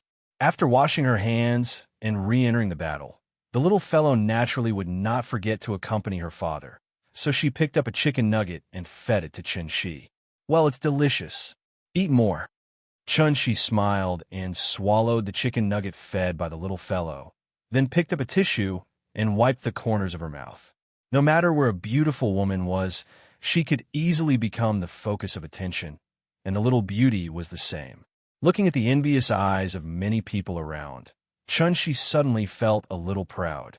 "This is my daughter." The father and daughter were quietly enjoying their familial happiness. At this moment, a figure suddenly appeared outside their glass wall. The person knocked on the glass. Chun-Shi looked up and saw that it was a young woman dressed beautifully. The woman wore a pair of sunglasses that covered half of her face, but from her delicate chin and high nose, it could be inferred that she should be a great beauty. The woman knocked on a glass. When Chun-Shi raised his head and looked at her, the woman quickly walked away. Chun-Shi was a little confused. At this time, the woman had bypassed the glass wall, entered the restaurant, and walked directly in their direction. The woman excitedly went straight to the father and daughter, took off her glasses, and said with surprise, "Chun-Shi, it's really you? Long time no see." "Lin Xian?" Looking at the woman with exquisite makeup in front of him, Chun-Shi's mind couldn't help but recall her appearance when she was still in university. At that time, although she wasn't as gorgeous and mature as she was now, she also loved to dress up. Coupled with her warm and lively personality, she became the goddess in the eyes of many boys. "This is your daughter? So cute." Lin Xian's personality didn't seem to have changed much. After greeting Chun-Shi, her attention was on the little girl. Chun-Shi smiled and nodded, then said to the little girl, "Nian Nian, call aunt. Sister, call me sister." Lin Xian interrupted Chun-Shi with dissatisfaction. At this time, the little girl also finished eating a chicken wing. She wiped her mouth with her little hand and said sweetly, "Sister." "Good, good." Lin Xian laughed and rubbed the little girl's head, then sat next to her and said, "Sister will sit next to you, okay?" "Okay." "Baby, what's your name?" "Chun Nian." "Sister, you can call me Nian Nian." "Nian Nian is so good." Lin Xian played with the little girl and said casually, "I haven't seen you for 5 or 6 years, and your daughter is already so big. Time really flies. Yeah, it's been 5 or 6 years in the blink of an eye. Where's Yingying? Why don't I see her?" Lin Xian looked at Chun-Shi, then looked at the little girl, as if suddenly thinking of something, and quickly asked, "That's a long story." Chun Shi smiled bitterly and shook his head. "What? Did you fight? Based on your personalities, it shouldn't be possible." Lin Xian was in the same major as the two of them in university, and she was Ying Ying's roommate, so she had always had a good relationship with the two of them. Hearing this, Chun Shi shook his head helplessly. After careful consideration, he decided to make up a story similar to his actual experience to tell Lin Xian. In this story, he had to leave Huaxia for some reason, and it was only recently that he finally had the opportunity to return to China. Before he left, he didn't know that Ying Ying was pregnant with his child, so when he came back, he found that the little girl was already 4 years old, and Ying Ying had already left. After Chun Shi finished telling the story, Lin Xian couldn't hold it in anymore and suddenly exclaimed. Chapter 11. Lin Xian looked at Chun Shi with some shock, as if she couldn't believe that the Chun Shi in her impression could do such a thing. Suddenly, she grabbed a handful of chicken bones that Yin Yin spat out from the table, and then threw them at Chun Shi. Ignoring the people around them, she immediately shouted angrily, "Why didn't I find that you had the potential to be a scumbag when we were in school? How can you do such a thing as abandoning your wife and daughter? I really want to beat you with the sole of my shoe." There really was a very special reason. I couldn't even refuse. Chun Shi weakly defended himself. "You're a damn man. How can you abandon them and run away by yourself, just because you said you couldn't do anything?" Lin Xian was already furious. Seeing that she had thrown all the chicken bones, she wanted to grab the uneaten hamburger on the table and throw it at him. But at this time, the little fellow suddenly cried, "Don't hit my papa." The little guy reached out and grabbed Lin Xian's hand, then burst into tears. There were at least hundreds of people in the restaurant, and when they made a scene, they instantly attracted everyone's attention. Lin Xian was stunned and quickly hugged the little fellow in her arms to comfort her. "Baby, don't cry. Sister won't hit your father. Don't cry, okay? Sister, don't bully Papa." The little fellow cried like a pear blossom in the rain and constantly shook Lin Xian with her small hands, firmly not allowing her to bully Papa. After being interrupted by her, Lin Xian's anger subsided a lot, so she no longer paid attention to Chun Shi and hugged the little fellow to comfort her in a low voice. After coaxing for a while, the little fellow slowly stopped crying, but she was still sobbing. Seeing this, Lin Xian was speechless and complained, "Ying Ying gave birth to a good daughter for you." Chun Shi smiled awkwardly and then took a tissue across the table to wipe the little fellow's face and comforted her. "Yin Yin, sister didn't bully Papa. Don't cry.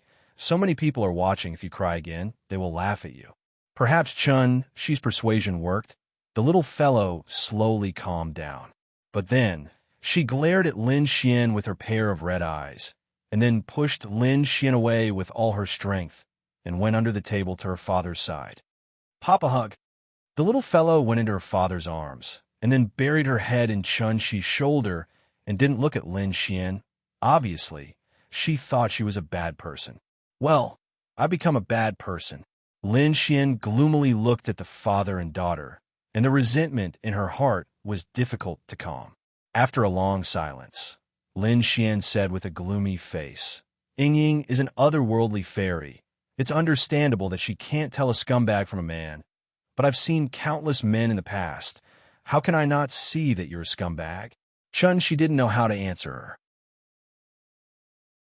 He couldn't tell her that he was struck by lightning and went to an alien planet, and then lived for 500 years in an alien planet, and finally succeeded in his cultivation, crossing the universe with his physical body, and went through untold hardships to return to Earth.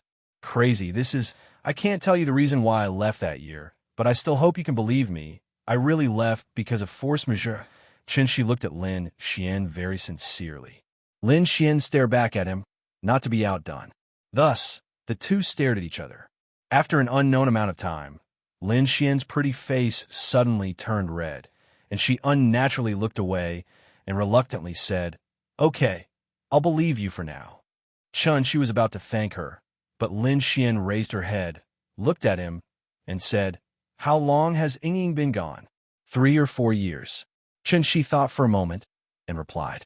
Hearing this, Lin Xian couldn't help but hold her chin, and after thinking for a while, she frowned and said, a few years ago, Ying and I were in frequent contact, and when I was free, I would call her to ask how she was doing.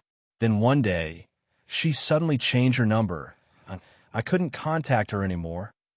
Then when was the last time you contacted her? 3 years ago at Christmas. But then again, she didn't even tell me that you two had a child. That's too much. Lin Xian said bitterly, thinking that Ying had been gone for a long time, and that he didn't even know where she went, and there was no news of her. Chen Shi's heart suddenly throbbed with pain. For Ying, that was 5 years. But for him, wasn't a whole 500 years.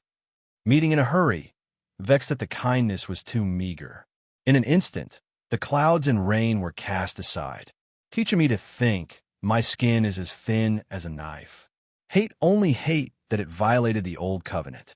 Lovesickness turned into illness, and that was even more drizzling. The heartbroken person was at the end of the road. The mountains were far away, and the water was far away, and the people were far away. This feeling was dusk and evil. Papa, you eat. At this time, the little girl in Chen Shi's arms seemed to have recovered a lot, so she picked up a chicken and handed it to Chen Shi. Okay. Chen Shi squeezed out a smile, and after reluctantly swallowing the chicken that his daughter fed him, he looked at Lin Xian and continued to ask, do you still keep in touch with other classmates? Just your dorm. I remember that you guys had a pretty good relationship at that time. Do you think that other people also contacted Ying? I'm not sure about that. After graduation, everyone was busy with their own things. In the beginning, there was still some contact, but after a few years, everyone had their own families, so the number of contact decreased a lot. Lin Xian shook her head, obviously also immersed in those beautiful memories. Sigh. Chen Shi exhaled deeply, not knowing what to say. Lin Xian saw that he seemed to be a little depressed, and she couldn't help but feel a little sad. How on earth could he find that person in the vast sea of people? After thinking for a while, Lin Xian suddenly clapped her hands and said, you can't just wander around the streets looking for someone with your child. How about this? I'll organize a party next week and call a few of my good friends together. At that time, we'll ask everyone to see if anyone has seen Ying. Speaking of this, Lin Xian paused and then continued, even if none of us have seen her, we can at least help you keep an eye out for news about Ying. How about that? Okay. Thank you in advance. After hearing this suggestion, Chen Shi couldn't help but nod with some excitement, thinking that this idea was very good. What he was worried about now was that there was no clue at all. If someone could provide him with a clue, even if Ying was at the end of the earth, he would definitely be able to get her back. Then that's it for today. Leave me your phone number. I'll contact you when the time comes. Hearing this, Chen Shi couldn't help but feel embarrassed. She decided that after eating, she must buy a broken phone and use it first. Earth is not the Tianxian world. This place really can't do without a phone. So, he could only say that he accidentally lost his phone and ask Lin Xian to write him a number. You can even lose your phone when you bring a child out to play. Lin Xian looked at Chen Shi speechlessly, took out a pen from her bag, and then wrote down her number on a napkin. Then that's it. Call me after you buy a phone. Lin Xian got up and prepared to leave. Chen Shi said to the little girl, Nian, say goodbye to your sister. However, the little girl looked very reluctant. She pouted and tilted her head to the side, not listening to Chen Shi at all. Sorry, the child is not sensible. I hope you don't mind. Chen Shi was very embarrassed. However, Lin Xian waved her hand and said indifferently, It's okay.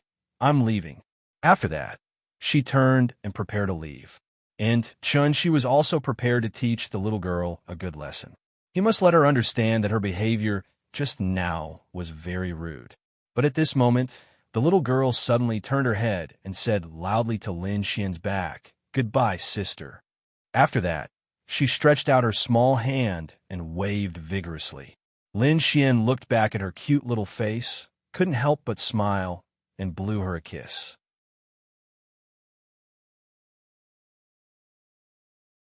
Chapter 12. In this world, not everyone likes children. Some people think that children are innocent, lively, and cute, while others think that children are noisy and annoying. After lunch, Chun-Shi took the little girl home. Maybe because she had a lot of fun, the little girl was chattering excitedly all the way. She was very long-winded, so she also disturbed many people on the bus. Finally, a young man in a uniform couldn't help but turn around and stare at Chun-Shi. Seeing this, Chun-Shi could only smile at him apologetically, and then whispered to the little girl to be careful not to disturb others when talking. After being educated by her father in a low voice, the little girl playfully stuck out her tongue. Although she was still talking to her father in high spirits, the volume was much lower. After the bus arrived at the station, Chun-Shi took the little girl straight to the nearest mobile business center, spent 399 yuan to buy a Xiaomi mobile phone, and then spent 50 yuan to get a SIM card. This cost him more than half of his net worth, which made Chun-Shi feel a little painful. After careful calculation, including the KFC meal just now, he only had about 200 yuan left, which was not even enough to buy a ticket to the amusement park. After thinking about it, Chun-Shi decided not to take the little girl out to play tomorrow. The most important thing was to fill up his wallet. So, Chun-Shi turned on his mobile phone and started to operate it. When he left, the Android system had just become popular, and Nokia was still struggling to survive by relying on its own Symbian system. 5 years later, Nokia had withdrawn from the mobile phone market. The mobile phone that cost 2,000 to 3,000 yuan was not even comparable to the mobile phone that cost less than 500 yuan now. Thinking about it, it was a little amazing. Chun-Shi first sent a text message to Lin Xian, telling her his number, and then took out Ning Zhonghua's business card and called the number on it. The phone was quickly connected, and Ning Zhonghua's polite voice sounded from the other end of the phone. Chun-Shi introduced himself and explained the situation to Ning Zhonghua. Although Ning Zhonghua felt a little confused, he did not say anything else. After a few simple polite words, he and Chun-Shi set a time for the treatment. Tomorrow morning, 10 o'clock a.m., Jin City Holiday Villa. Jin Chengbuyuan was a well-known high-end residential area in Zhonghai City. Its main products were detached villas and large houses. Ning Zhonghua finished the call and returned to the dining table. Ning Qiutong, who had been pretending to eat but was actually eavesdropping on his call, immediately frowned and asked, "Dad, did that liar call you? How rude. You're full of swindlers and liars. What did he lie to you about?" Ning Zhonghua reprimanded his daughter. Although Ning Qiutong didn't talk back, her face was full of displeasure. That liar had actually fooled her father. Thinking of this matter, she felt a little brooding. "Oh, by the way, tell Master Wang later that there will be a distinguished guest at noon tomorrow. Remember to prepare a feast. Also, your second uncle is coming over tomorrow. You should take some time to come back and call Qing Shui back as well. That girl is nowhere to be seen all day. As her elder sister, you should talk to her properly." Wang Zhonghua returned to the dining table and told his daughter about the arrangements for the next day as he picked up some food for her. "Got it." After listening to Ning Zhonghua's words, Ning Qiutong nodded, but her eyes were rolling. Suddenly, a wonderful idea came to her mind. She had already thought of how to punish that big liar. The next morning, although the little fellow was a little unhappy that Papa didn't take her to the amusement park today, under Chun-Shi's earnest guidance, she finally acted like a little adult and expressed her understanding and support for Papa's sudden overtime work. "Goodbye, Papa. I'll wait for you at home." The little fellow waved her little hand vigorously. Her silly little appearance immediately amused Chun-Shi. Now, as long as he could see the little fellow every day, he already felt very happy. Out of the door, Chun-Shi went straight to the bus stop. More than an hour later, he arrived at the expensive Jin Chengbuyuan. After taking out his ID card and registering in the security room, Chun-Shi entered the community under the guidance of the security guard. Although he said that he was leading the way for him, in fact, he was monitoring his every move.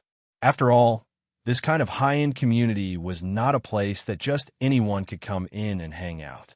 According to the address provided by Chun-Shi, the security guard took him to the front of a villa and then stood silently by the side, indicating that Chun-Shi could go forward and knock on the door.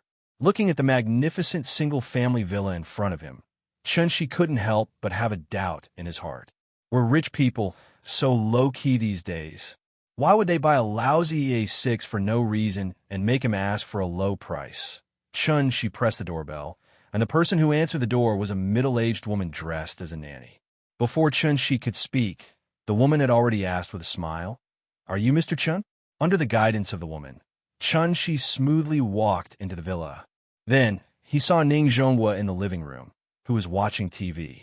"Brother Chun, you're here? Please sit down." Ning Zhonghua didn't get up. He sat on the sofa and casually pointed to the seat next to him, indicating that Chun Shi could sit anywhere he wanted. Although his words were very polite, Chun Shi was not a 3-year-old child. Naturally, he could clearly feel the arrogance emanating from Ning Zhonghua's bones. In fact, it was because he didn't trust him. Perhaps he had never trusted him from the beginning to the end.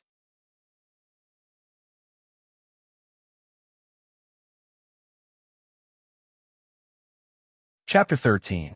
Professor Xie was over 60 years old, so he was older than Ning Zhonghua by a generation. Ning Zhonghua did not dare to be arrogant in front of him, so he quickly got up and shook Professor Xie's hand. After the two exchanged some pleasantries, Ning Zhonghua invited Professor Xie to take a seat. Then, Professor Xie noticed Chun Shi on the side. He saw that Chun Shi was young, so he thought he was from the Ning family, so he asked curiously, "Who is this?" Hearing this, Ning Zhonghua laughed and said, "This is a friend of mine. He also knows medicine. If Professor Xie doesn't mind, we can have a medical exchange later." "Oh, hello." Professor Xie nodded and guessed that Chun Shi was a medical student. He knew that Chun Shi was coming, so he waited here in advance. Professor Xie had seen this kind of situation many times, so he did not find it strange. Chun Shi did not know what Professor Xie was thinking.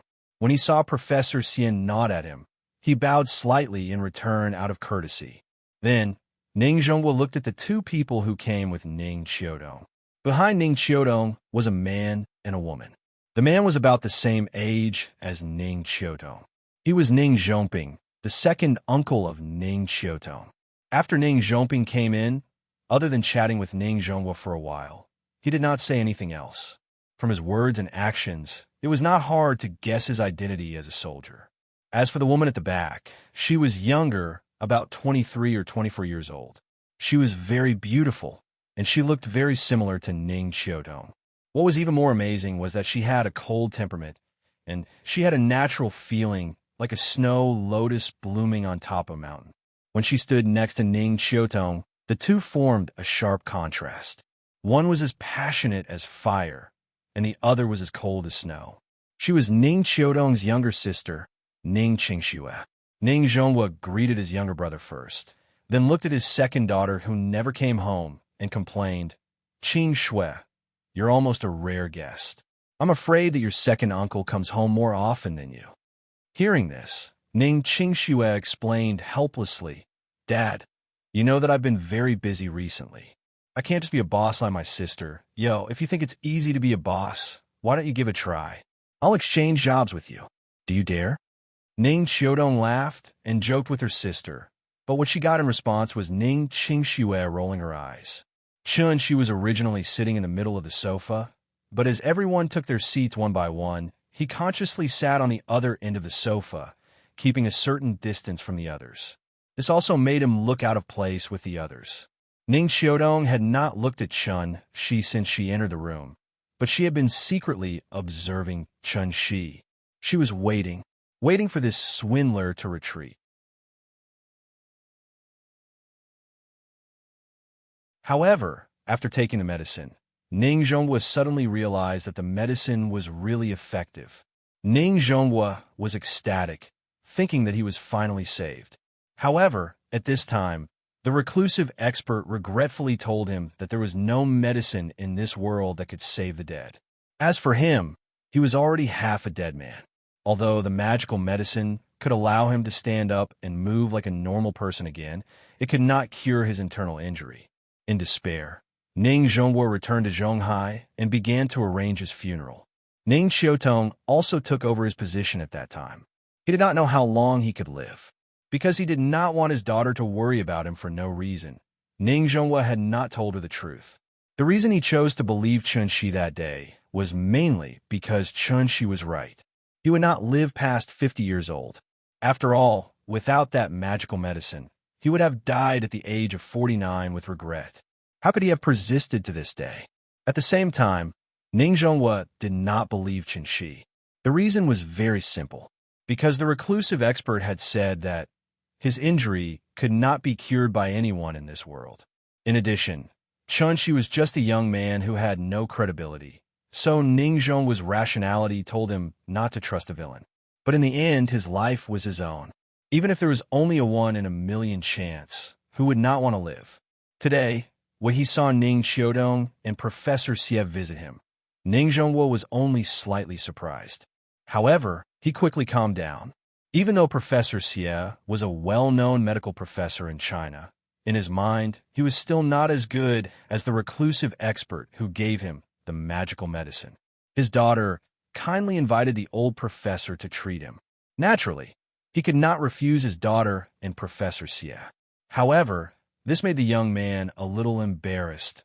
Thinking of this, Ning Zhonghua could not help but look at Qinshi. What he did not expect was that the young man who was targeted by his daughter could still be calm in this situation. He sat steadily on the sofa, as if everything around him had nothing to do with him. In terms of self-control, it was enough to make Ning Zhonghua look at him in a higher light. The hall was a little quiet. Everyone quietly waited for Professor Xie's diagnosis results. However, everyone waited for a while before Professor Xie finally withdrew his hand. He then frowned and said to himself, "If the pulse is strong, the liver disease. Frivolous, the heart disease. Sharp sprinting, the lung disease. Chain beads, the kidney disease. Heavy and slow, the spleen disease."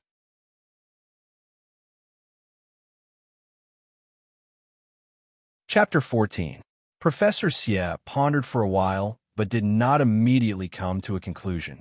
Looking at his expression, it seemed that he was still thinking about how to determine Ning Zhonghua's condition. His every move naturally affected the hearts of the people present. Ning Qiudong stood behind Professor Xie and suddenly felt a little nervous. She had always believed that there was nothing wrong with her father's health, but when she saw Professor Xie's actions, she could not help but have some doubts. Could it be, did her father really have some kind of strange illness? Otherwise, why would a leading figure in the medical field take so long to determine whether a person was healthy? As time passed, the atmosphere in the hall became heavier and heavier. Professor Xie still did not speak. Everyone's hearts were getting higher and higher, and they were all worried about Ning Zhonghua. After waiting for a long time, Professor Xie finally spoke. "If my inference is correct, Mr. Ning, your heart, liver, spleen, lungs, and kidneys are all damaged." As soon as these words came out, everyone was shocked. Ning Zhonghua was also slightly stunned. He had the most intuitive understanding of Professor Xie's medical skills. Other than the hidden expert, Professor Xie was the second person to be able to detect his physical condition just by taking his pulse. As for Qinshi, he could be considered half a person. To be honest, Ning Zhonghua suspected that Qinshi knew about his physical condition from somewhere, and that was why he was able to point it out so easily.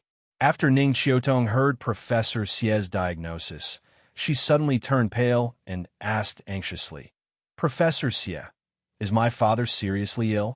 Hearing this, Professor Xie gently shook his head and said, "I'm not sure yet. This is just my preliminary inference. If you want to understand the specific situation, I'll have to trouble Mr. Ning to come with me to the University of Chinese Medicine. My laboratory has the most advanced medical equipment. I can do a comprehensive examination for Mr. Ning so that I can make an accurate judgment." "Okay, then let's not delay. Shall we go now?" It was obvious that Ning Qiudong was really worried about her father's health, so after hearing Professor Xie's explanation, she quickly walked to Ning Zhonghua's side and complained, "Dad, if you weren't feeling well, you should have told me earlier. I would have gone with you for a checkup. Science is so advanced now. As long as you find the problem early, any illness can be cured. But you kept it from me." At this time, Ning Qingxue, who had been sitting next to them without saying anything, also stood up with a worried expression. She was ready to go with them to Professor Xie's laboratory to take a look. Ning Zhongping looked at the situation and felt that he might have come at the wrong time. The reason why he came here today was mainly to discuss a very important matter with Ning Xiaotou. However, he did not expect that the medical professor brought by Ning Xiaotou would find out that there was a problem with Ning Zhonghua's body at this time, so he could only temporarily hide this matter in his heart. It was better to wait until Big Brother recovered before telling him. Ning Zhongping thought to himself as he looked at Ning Zhonghua on the sofa. The family looked at Ning Zhonghua anxiously, hoping that he would follow Professor Xie to the medical school for a checkup. However, when Ning Zhonghua saw their anxious looks, he comforted them with a few words and said with a smile, "It's okay. It's an old problem. Don't worry. It's rare for a distinguished guest to visit. I've already instructed the kitchen to prepare a feast yesterday. It won't be too late to go after lunch. Dad, it's not even lunchtime yet. What's there to eat?" Ning Xiaodong was an impatient person. When she saw that Ning Zhonghua did not panic at all, it immediately made her angry. She reached out to pull Ning Zhonghua up from the sofa. "That's enough. Look at yourself. How improper." Ning Zhonghua slapped his daughter's hand away and signaled for her to pay attention to her image. Then he said to Professor Xie, "Then how about this? Sir, please wait for a moment. I'll change it to a jacket and go out. After the checkup, I'll set up a banquet to treat you well." "Okay." Professor Xie nodded with a smile. Ning Zhonghua got up and walked to the second floor. At this time, Ning Xiaodong looked at Chen Shi. Seeing that Chen Shi was still sitting there calmly, she could not help but feel a little angry. Therefore, she directly yelled at Chen Shi, "How long are you going to sit here, you liar? Do you want me to personally send you out?" Ning Xiaotong crossed her arms in front of her chest and slightly straightened her chin. She looked like a proud queen who was examining a criminal in front of her. The reason why she invited Professor Xie over today was mainly to expose this liar's lies. However, she never expected that after Professor Xie's checkup, she would find out that Ning Zhonghua was really sick. It was all because of this jinx. However, it was all thanks to this liar. Otherwise, she would not have found out about her father's illness. Once a person was old and sick, it could not be delayed for too long. She would just take it that he was lucky. Therefore, after much consideration, Ning Xiaotong decided not to pursue the matter. However, at this time, Chen Shi suddenly chuckled. He seemed to be disdainful of her words. Seeing this, Ning Xiaotong could not help but be furious. She shouted, "Why aren't you getting out of here? Do you really think that I can't do anything to a liar like you? Believe it or not, I can send you to prison with one phone call and let you out after 8 to 10 years. The smile on Chen Shi's face disappeared. He looked at Ning Xiaodong and asked calmly, "You keep saying that I'm a liar. Then tell me, what did I cheat you of?" "What? Do you think you're in the right? You cheated my father of $10,000 the day before yesterday. Have you forgotten already? $10,000? Chen, she shook his head and chuckled. "How much do you think the herbs I bought that day cost?" At this time, Ning Zhonghua, who had just walked up the stairs, looked back at the two people who were arguing in the living room. He stopped Ning Xiaotong. "Xiaotong, don't talk nonsense. This young man has good intentions. I've already asked someone to check those herbs. After taking them, they really do help relieve pain." Hearing this, Ning Xiaotong stomped her foot and said anxiously, "Dad, I don't care about the money. I just can't stand this liar's arrogance. I specially invited Professor Xie over today to make this liar back off. But look at him. He's still like a dead pig that isn't afraid of boiling water." As she spoke, Ning Xiaotong turned around and stared at Chen Shi. "Even Professor Xie couldn't easily determine my father's condition. You just took his pulse and said that my father won't live past 50 years old? And you keep saying that you can cure him? Do you really think that you're a miracle doctor?" "I can cure him." "Chen," she said calmly, "get out of here." Seeing that Chen Shi didn't repent again and again, Ning Xiaotong was so angry that her face turned red. Perhaps she realized that she had lost her composure, so Ning Xiaotong took a deep breath and controlled her emotions. Then, she pointed at the door of the villa and looked at Chen Shi coldly. "I don't want to say it again. Are you going to get out or not?" Hearing this, A cold light flashed in Chun-Chi's eyes. He was slightly angry. He stood up and stood proudly in the living room. He looked at Ning Xiaodong and said coldly, "The reason why I'm willing to save your father is that I really need money recently. But you have to understand that I didn't make a profit by charging you $100,000. It's you who made a profit. If the King of Hell wants you to die at midnight, I can keep you alive until dawn."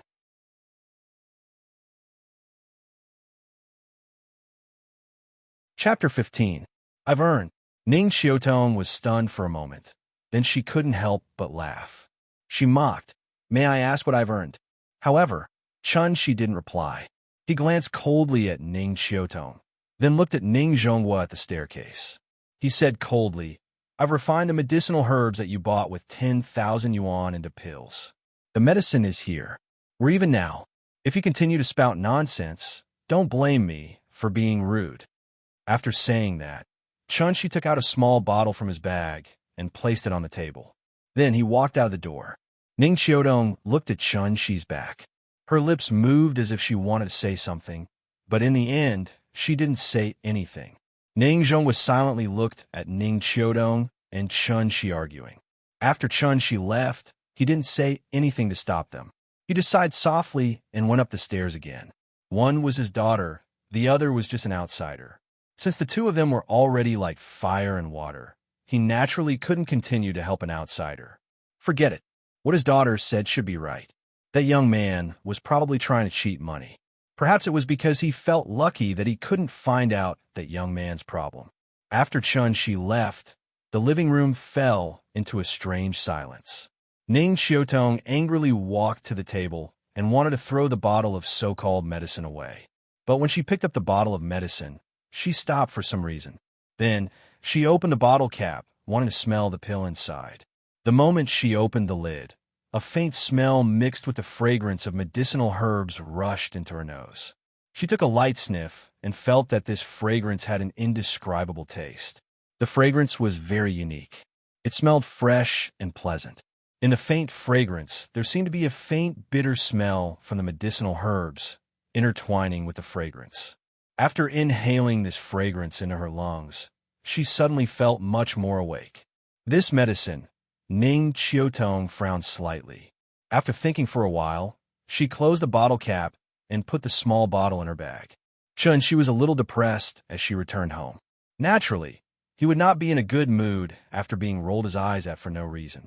There were more than 9,000 herbs, but after careful calculation, the labor cost for this trip was only about 800 yuan. I can earn 800 renminbi in one night. If that's the case, I'm one of the high-income people in Zhonghai. Chun-Chi laughed at himself and knocked on the door. The Pei-Yuan pill could effectively alleviate Ning Zhonghua's condition, but it could only treat the symptoms and not the root cause. There was only one way to truly cure him. With the help of the Pei-Yuan pill, Chun-Chi would use the Immortal's Dharma access to massage Ning Zhonghua's qi to fully exert the medicinal effect, eliminating the old illness in Ning Zhonghua's body from the root.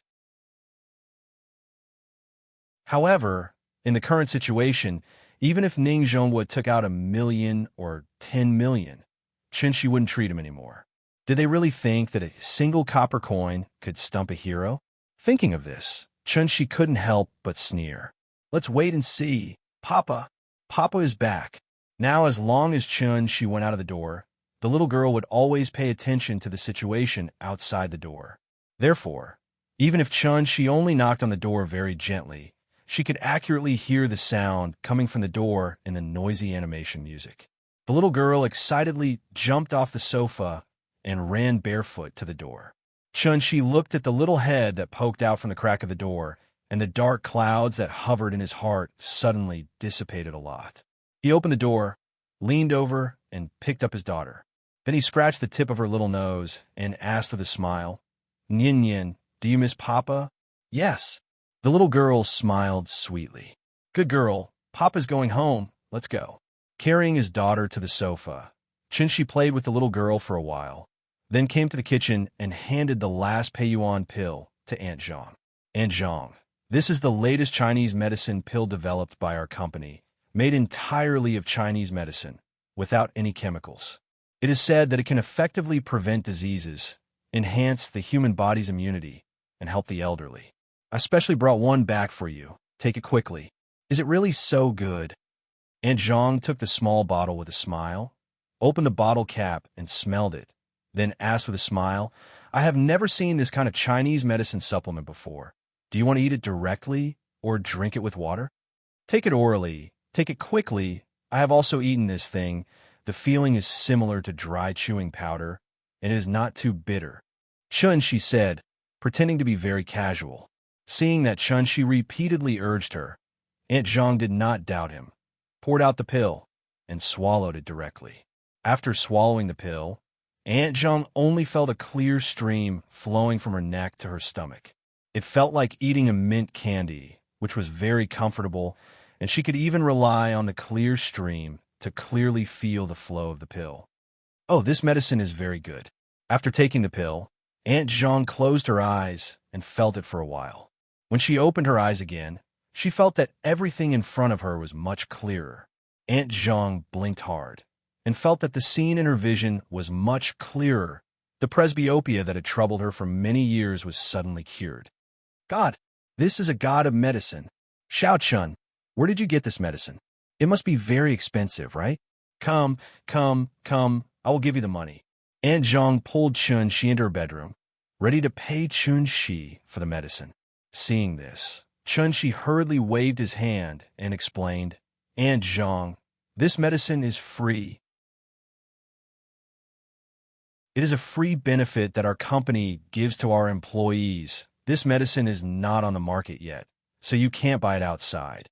Speaking of this, Chun Shi couldn't help but hold Aunt Zhang's hand and said sincerely, all these years, thank you for being around. I don't even know how to repay the kindness that our family owes you. You want to give me money for such a small matter. Aren't you treating me as an outsider? I am your junior, so naturally I should give you something good to show my filial piety. However, Aunt Zhang didn't agree and kept pulling Chun Shi to give him money. She wasn't stupid. This pill, with an immediate effect, was definitely not simple. So, no matter what, she wasn't willing to take Chun Shi's medicine for free. And of course, Chun Shi couldn't take Aunt Zhang's money. He already owed Auntie Zhang too much. How could a single pill be enough to pay it all off? The two of them argued for a while, and finally, Chun Shi convinced Aunt Zhang. Aunt Zhang didn't mention the money anymore, so she kept praising Chun Shi for being sensible and finally taking responsibility like a man. Hearing this, Chun Shi gave Auntie Zhang a hand and started chatting with her with a smile. Traditional Chinese Medicine University. Professor Xie looked at the brand-new examination report in his hand and couldn't help but frown. Professor Xie, how is it? Is my father okay? Ning Xiaotong stood next to him and asked worriedly. Hearing this, Professor Xie let out a deep sigh and said, my guess was right. Mr. Ning's 5 internal organs are all damaged.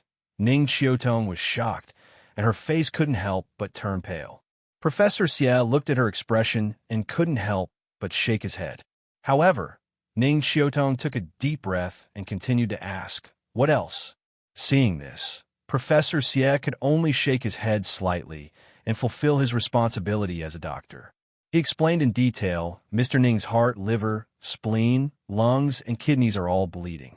Among them, the lung injury is the most serious. Part of the left lung has necrosis and must be removed in time. In addition, because of the damage to the 5 internal organs, the black water produced by the wound rotting has accumulated to a certain extent. We must find a way to clean it up, reduce the inflammation, and carry out systematic treatment.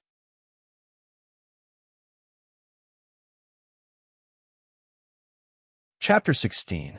After listening to Professor Xie's explanation, Ning Xiaotong froze on the spot. She really wanted to ask Professor Xie if her father's illness could be cured. However, she opened her mouth slightly and her lips squirmed for a long time before she realized that she couldn't even say a word. Was there need to ask? Although she didn't understand some of the medical terms that Professor Xie was talking about, did Professor Xie really need to explain in this situation? Ning Xiaotong stood in the same place. 2 lines of tears suddenly slid down her pale face. In an instant, She felt as if she had returned to her childhood. Their mother had passed away very early, and their father had raised the two of them up painstakingly. Later on, the family's conditions became better and better. However, her father was often not home because of work. The two of them were left alone in the cold and empty house. Therefore, after they grew up, Ning Xiaotong had to go home every night no matter how busy she was at work. This was because she didn't want her father to experience that feeling of loneliness.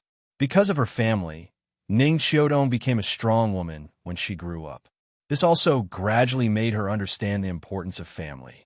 Her father was very dignified and always meant what he said. However, sometimes he would follow her little temper and let her do whatever she wanted.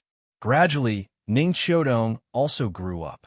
Although she hadn't married yet and became a glorious mother, she also began to truly understand how her father treated her and her sister. It was the most difficult fetters that originated from the depths of their blood. Suddenly, Ning Xiaotong seemed to have thought of something. She took a deep breath and tried to calm herself down. She gently wiped away the tears on her face with her hand. She adjusted her expression and looked at Professor Xie seriously as she asked, "Professor Xie, when can we start the treatment?" "Of course, the sooner the better. I'll call the hospital right away and ask them to arrange an intensive care unit." Professor Xie thought for a moment before he continued. "However, I suggest that Ms. Ning go and talk to Mr. Ning about it first. Because his current situation isn't something that can be achieved in a day or two, I suspect that Mr. Ning might have known about his illness a long time ago. He was just afraid that you would be worried, so he didn't tell you." "I understand. Thank you, Professor Xie." Ning Xiaotong nodded silently, then turned to look outside the door. She guessed that her father was still there comforting Qing Shui not to worry. Suddenly, he flipped the ink on the table and smeared the poetry book like an old crow. His father was pitiful and his mother was reluctant to slap him, but his foolish smile made people sigh. Geese, geese, geese singing to the sky. White feathers float on the green water, red palms pluck the clear waves. Chenxi sat on the sofa with the little fellow in his arms and taught her to recite Tang poems word by word. Nian was already 4 years old. Naturally, it was time for her to start learning how to read. She was also very smart. It only took her less than a morning to completely recite the Song of the Goose. When the little fellow once again completely recited the entire poem, she excitedly rushed into Chenxi's arms and asked with a laugh, "Papa, am I awesome?" "Amazing, Nian is so smart." Chenxi kissed his daughter and then said with a smile, "Come on, Papa will teach you a poem. Recite it with me." Two orioles singing in the green willows. Two orioles singing in the green willows. The little fellow opened her small mouth, clapped her small hands, and recited it word by word with Chenxi. A group of egrets flying to the blue sky. The window contains the autumn snow of the West Ridge. The door moors the ship of the East Wu Kingdom. Chenxi patiently taught his daughter to recite the poem. At this time, a strange ringtone suddenly rang. Chenxi was stunned for a moment. He thought it was Aunt Zhang's phone ringing. When he was about to ask Aunt Zhang to answer the phone, he suddenly realized that it was his cell phone that was ringing. Chenxi quickly put the little fellow aside and reached for the phone on the table. "Hello, is this Chenxi?" Lin Xian's voice sounded at the other end of the phone. Perhaps it was because she heard the little fellow reciting the poem. Lin Xian immediately smiled. Without waiting for Chenxi to reply, she said directly, "The day after tomorrow, Sunday, I have made an appointment with everyone. You must come." "Well, okay. Sorry to trouble you. Remember to bring Yin too. Let them see how cute the daughter of you and Ying is. They will be so jealous." Hearing this, Chenxi thought for a moment and laughed involuntarily. "Okay, I will bring Yin too." After that, the two chatted for a while and then hung up the phone. Chenxi put down the phone and looked down. He saw the little fellow secretly sticking to him and eavesdropping with her little ears. Chenxi smiled and held his daughter in his arms. He scratched her nose with his hand and deliberately asked with a straight face, "When did you learn to eavesdrop on Papa's phone call?" The little fellow did not take it seriously at all. Instead, she giggled and said, "Papa, Where are you taking me? I'm taking you to see the sister from the day before yesterday.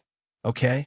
Hearing this, the little fellow immediately pouted and said with dissatisfaction, No, sister wants to hit Papa. She's a bad person. Sister is joking with Papa. In fact, she is a good person. She likes Nian Yin very much. Really? Of course it is true. Would Papa lie to you? Okay, then I can play with her.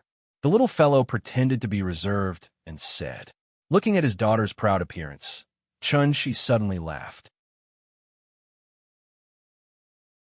Zhonghai Medical College Affiliated Hospital, ICU. Ning Zhonghua changed into a hospital gown and sat on the edge of the bed. He looked at the expressionless Ning Qiudong helplessly. To be honest, he had long thought that he would have such a day. However, he did not expect this day to come so suddenly. Qiudong, why don't we go home? You see, Papa usually has no major problems. He can eat and exercise.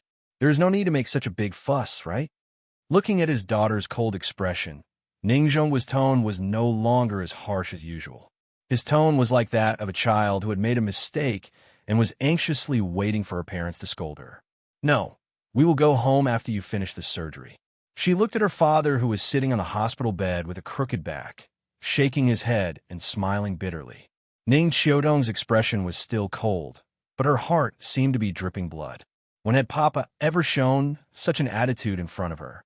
The more Ning Zhonghua acted like this, the more Ning Qiudong understood his current thoughts.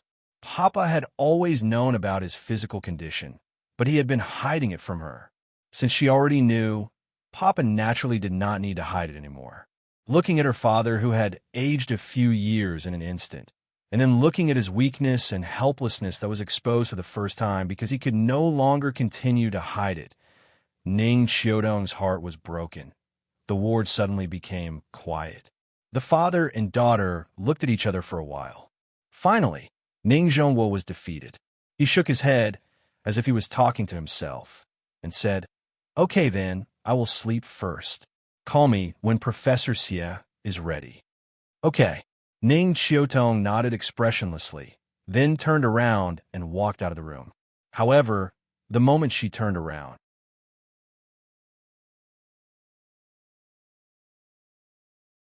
Chapter 17. Outside the room. As soon as Ning Qiudong walked out of the door, Ning Qingxue immediately stood up from the chair next to her and asked anxiously, Is Dad okay? As she spoke, she wanted to go in and check, but Ning Qiudong suddenly reached out and stopped her. It's okay, let him rest. Ning Qiudong forced a smile. Ning Qingxue was stunned. Looking at her sister's slightly red eyes, she couldn't help but feel sad. The two sisters looked at each other, and there was a sense of sadness in their hearts. Ahem.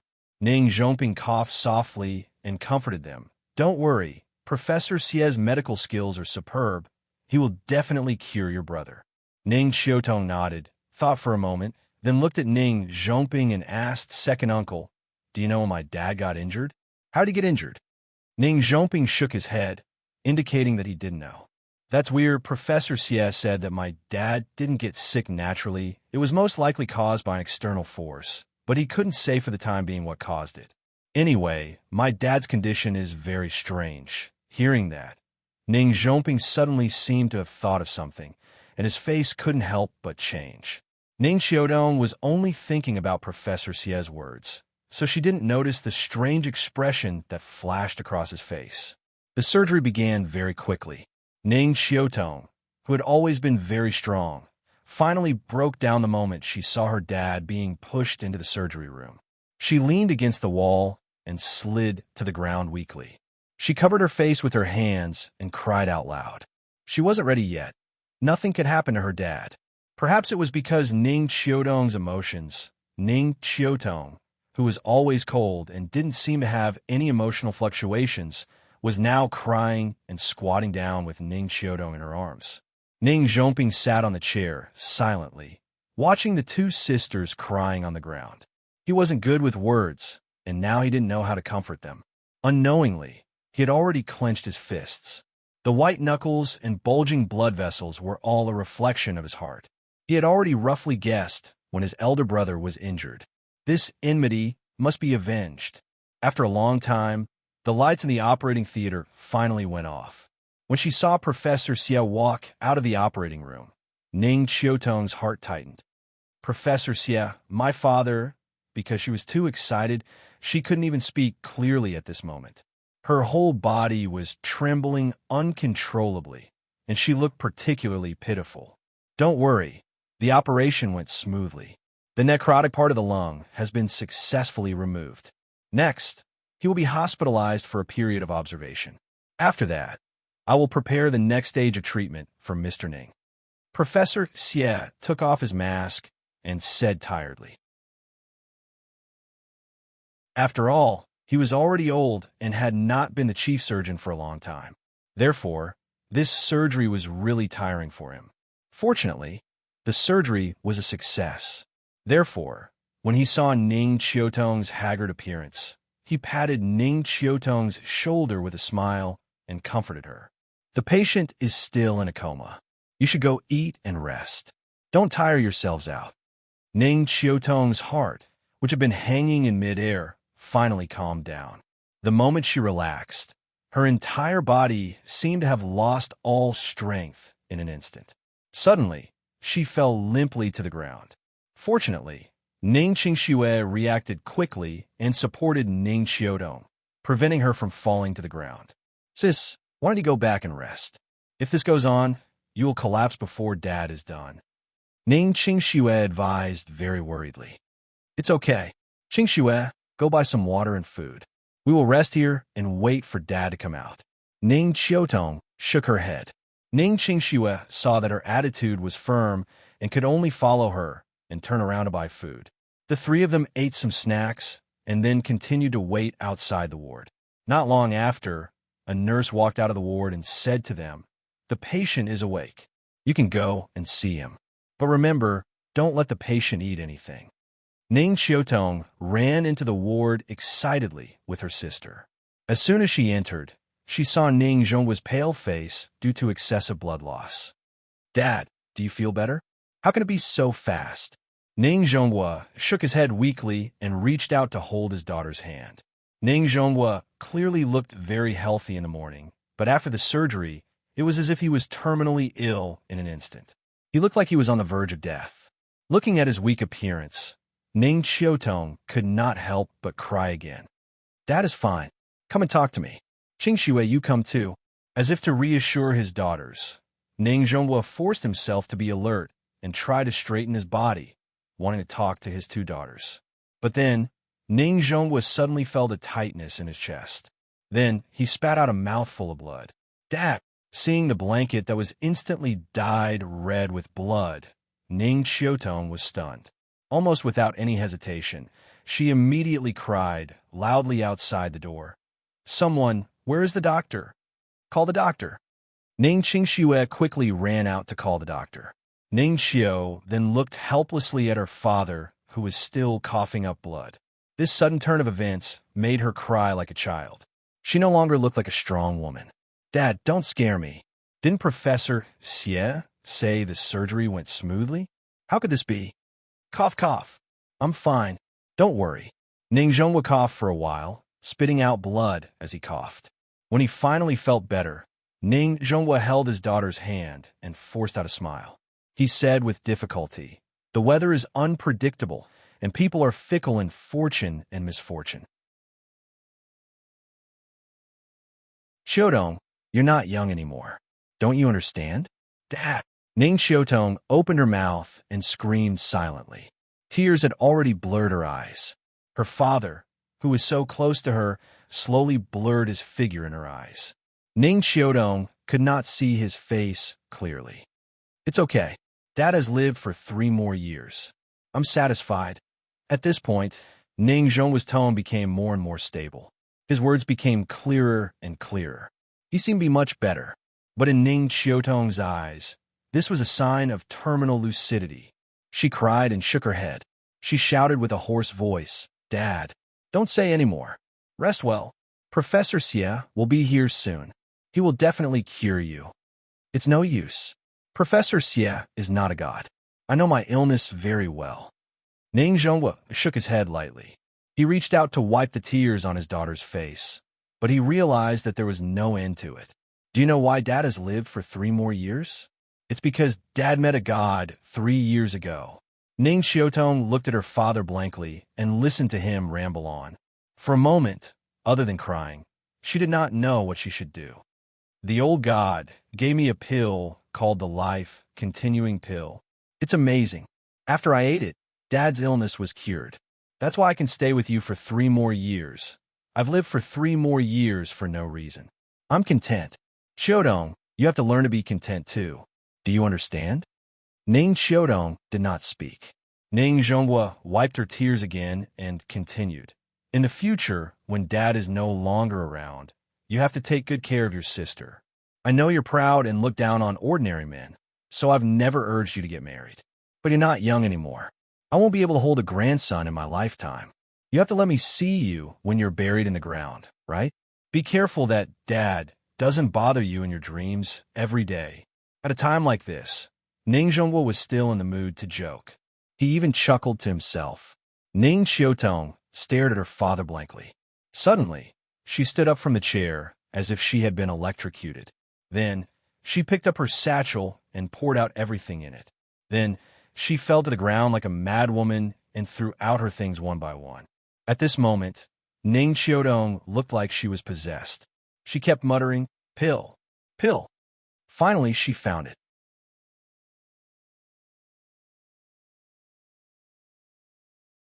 Chapter 18. Ning Xiaotong trembled as she picked up the small bottle. It was a very ordinary plastic bottle, just like the plastic bottle used to store medicine in a typical household. Pills. Ning Xiaotong's hands trembled a little, but she couldn't control herself.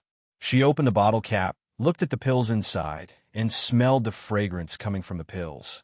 Suddenly, the scenes after her contact with Chun, she quickly flashed through her mind. She couldn't help but mutter to herself, "Liar. Xiaotong, what's wrong?" Ning Zhonghua looked at his daughter's sudden abnormal behavior and was immediately frightened. He quickly turned his body, wanting to see what his daughter was doing on the ground. However, this movement immediately affected his wound, and he suddenly spat out a mouthful of blood. Ning Xiaotong was alarmed by her father's actions. She quickly stood up and poured out the pill. "Dad, the medicine is here. Take it quickly." Ning Zhonghua looked at his daughter's dazed appearance and felt an inexplicable sadness in his heart. If he really didn't live past today, how big of a blow would it be to his daughter? Looking at her current behavior, how was it any different from going crazy? Thinking of this, Ning Zhonghua couldn't help but smile bitterly. Then, under his daughter's expectant gaze, he swallowed the pill. As long as it could make his daughter feel at ease. So what if it was arsenic? However, what Ning Zhonghua didn't expect was that after he swallowed the pill was like a mint candy. It turned into a clear stream in his body and flowed to every part of his body. Silently feeling the familiar taste, Ning Zhonghua instantly became a little excited. He was very familiar with this feeling. 3 years ago, when he just swallowed the life-prolonging pill, he also had this feeling. "Xiaotong, where did this medicine come from?" Ning Zhonghua grabbed Ning Xiaotong's hand and asked excitedly and nervously. "It's effective?" "Yes, it's the same feeling as when I took the life-prolonging pill 3 years ago." Ning Xiaotong looked at her father with a face full of surprise. After seeing Ning Zhonghua nod affirmatively, she immediately said excitedly, "The medicine that the liar left behind is actually real." After saying that, she was stunned. Liar. That liar who kept saying that he could save her father had already been chased away by her. Thinking of this, Ning Xiaotong couldn't help but feel anxious and angry. She hated herself. Why couldn't she trust that person a little? Even if it was just a little, father wouldn't have to suffer like this now. No, he had to find him and apologize to him face to face. Thinking of this, Ning Xiaotong immediately looked at Ning Zhonghua and said, "Dad, I'll go and invite him back. Wait for me here." After that, she picked up Ning Zhonghua's phone and prepared to leave. At this time, Professor Xia also hurriedly pushed open the door and walked in with a group of people. "What's the situation now? What happened to Mr. Ning?"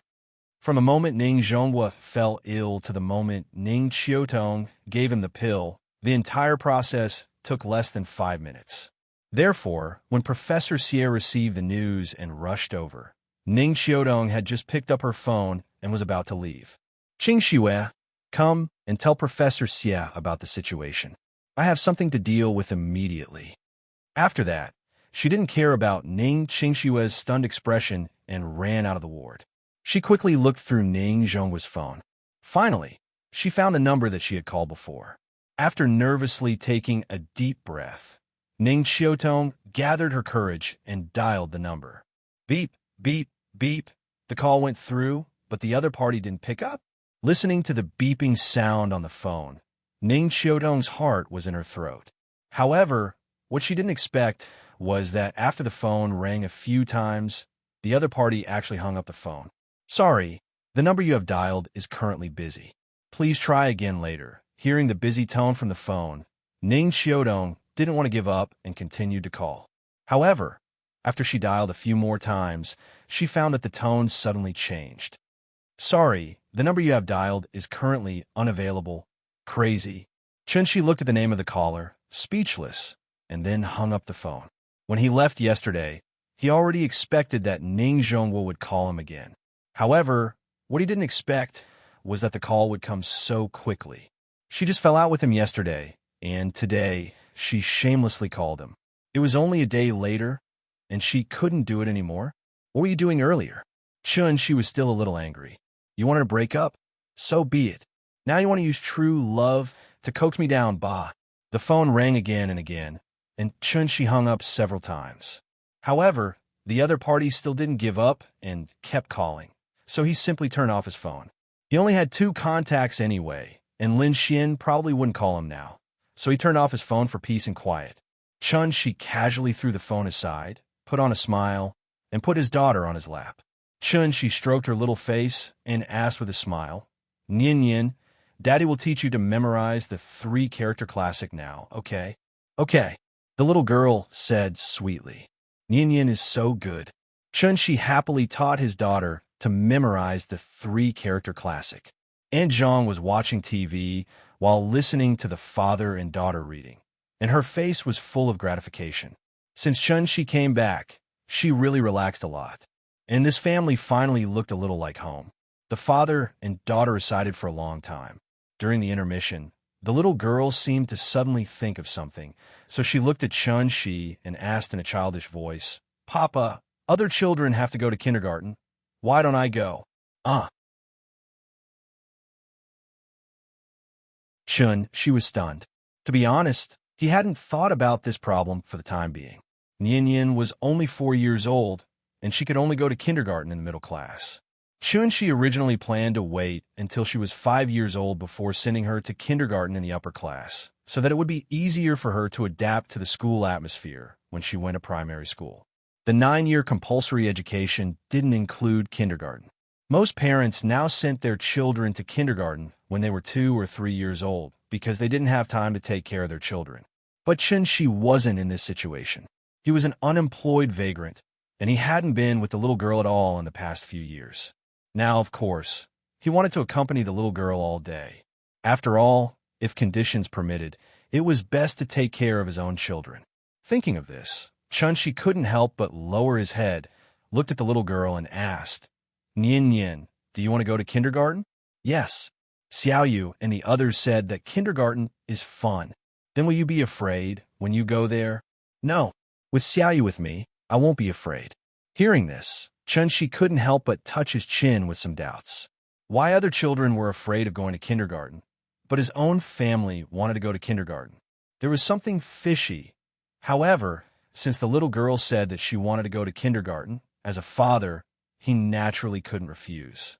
So, Shi touched the little girl's head and said with a smile, Well, Papa will send you to kindergarten in a few days, okay? Okay, Papa is the best. After that, the little girl kissed Shi, which immediately made Shi laugh. However, as he smiled, his smile turned into a bitter smile. Kindergarten tuition was not cheap now.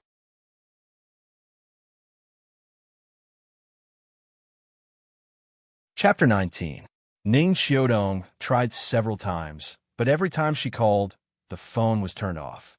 She had no choice but to stop. Thinking that the guy who could save her dad was driven away by her own hands, she felt extremely guilty and uncomfortable. Ning Xiaotong, you are so conceited, shallow, and ignorant. Thinking and thinking, Ning Xiaotong suddenly slapped herself in the face. After a crisp pa sound, a few fingerprints appeared on her beautiful face. This palm strike was not light at all. Ning Xiaotong walked to a chair and sat down dejectedly. Her eyes were empty like a walking corpse. This matter was indeed a huge blow to her. Dad was seriously ill, but she drove away the doctor who could cure him. Thinking about it, she felt a bit ironic. Every time she thought about how she told people to get lost at home, she wanted to bang her head against the wall and die. This time she offended people badly. What to do? Ning Xiaotong sat in a daze for a while. Suddenly, she slapped herself in the face again. After she was done, Ning Xiaotong suddenly started giggling like a maniac.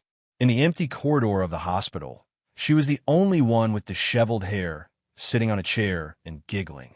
If someone were to accidentally pass by, they would probably be severely shocked by her. After laughing for a while, Ning Xiaotong finally stopped giggling and then took a deep breath. Then, she gently brushed her hair with her hand.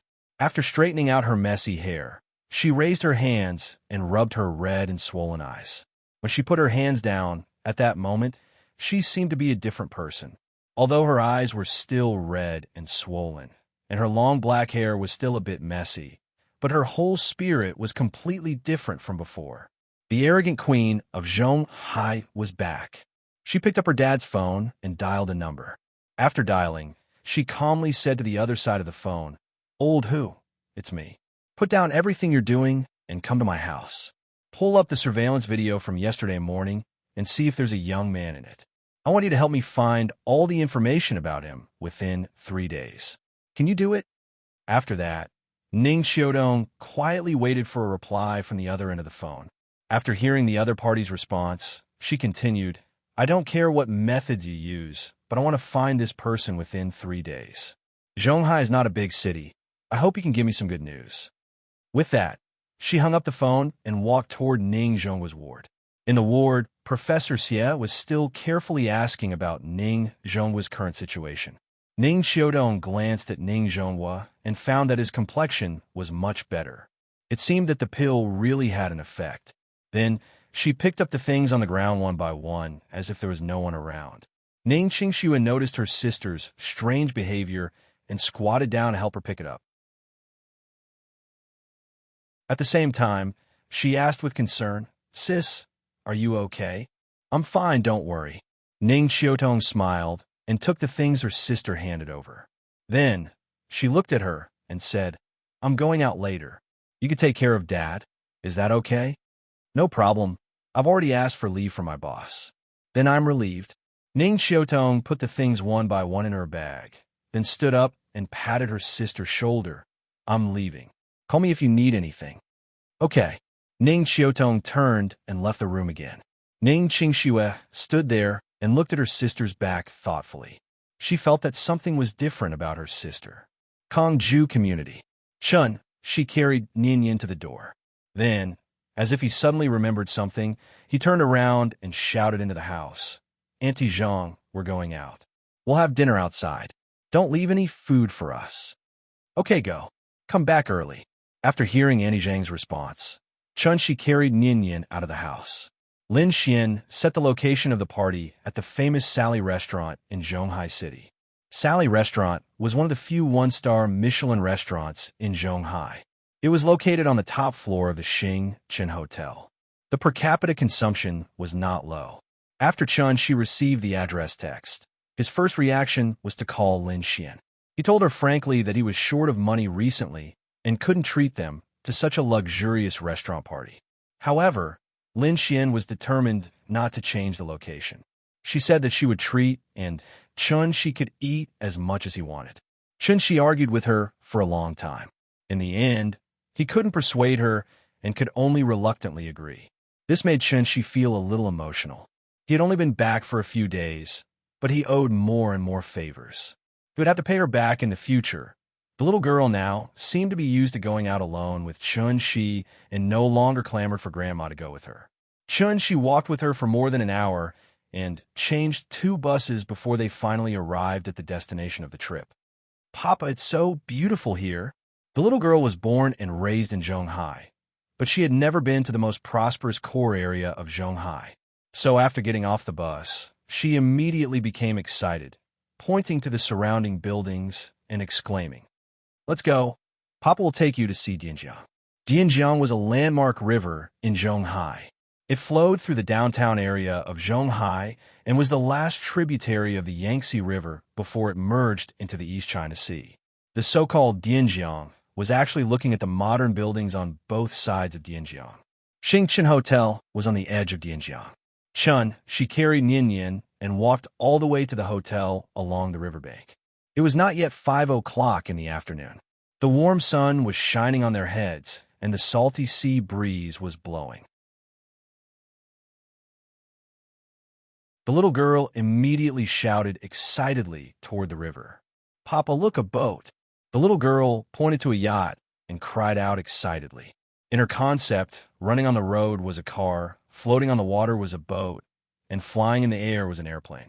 As for yachts and cruise ships, cars and buses, in the eyes of the little girl, of course, they could only be distinguished by size. "Nian, do you like the sea?" "I like it. I haven't been to the sea yet. When will Papa take me to play in the sea?" The little girl asked with a pout. "When you grow up, Papa will take you to play in the sea." "No, I want to play in the sea." The little girl did not want to do it. She sat on Chun-Shi's arm and shook her feet vigorously, shouting that she wanted to play in the sea. "Today we're going to find our sister. Papa will take you to the beach to play another day. Okay?" Chun-Shi felt that his mouth was also cheap. He asked her if she liked the sea. This behavior was simply courting death. The father and daughter strolled along the riverbank to the hotel. At this time, Chun-Shi's phone just happened to ring. "Hello, Chun-Shi, have you arrived?" "Just arrived at the entrance of the hotel." "Where are you?" "Hey, don't move, I see you." "Here." Chun-Shi held the phone and looked around. Lin Xian was standing at the entrance of the hotel, constantly waving at him. Lin Xian was wearing a white dress today with light nude makeup. Her hair was tied up high on the top of her head, looking particularly dignified and elegant. "Let's go, we'll go up first. Lulu and the others will still be a while before they arrive." Chun-Shi carried the little girl to Lin Xian. Lin Xian said while reaching out to touch the little girl's face. But at this time, the little girl suddenly turned her little head as if she was unwilling. Seeing this, Lin Xian could only helplessly ask, "Baby, are you still angry with your sister?" The little girl didn't answer. It seemed like she was holding a grudge. So Lin Xian pretended to be very sad and pretended to sob. "Sob, sob, sob. I'm so sad. Baby is ignoring me." This trick was effective. The little girl immediately turned her head, looked at Lin Xian, and said very generously, "Don't cry. I forgive you." Hearing this, Lin Xian immediately beamed with joy and hurriedly asked, "Then can big sister hug you?" The little girl seriously considered it, then reluctantly nodded. Lin Xian immediately laughed and took her from Chun-Shi's arms. At the same time, she didn't forget to flatter her. "Let's go. I'll take you to eat good food. I guarantee you'll be satisfied with the taste." Chun-Shi helplessly followed behind her. Seeing her talking to Nian like a child, he couldn't help but feel a little emotional. After so many years, she still hadn't changed. Asterisk, asterisk, asterisk, asterisk, asterisk, asterisk, asterisk, asterisk, asterisk, asterisk. Thank you to Li Shu Jin. Blood CV sticks for the tips.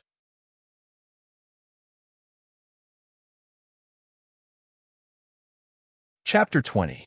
After entering the door, Lin Xian took the father and daughter straight to the restaurant.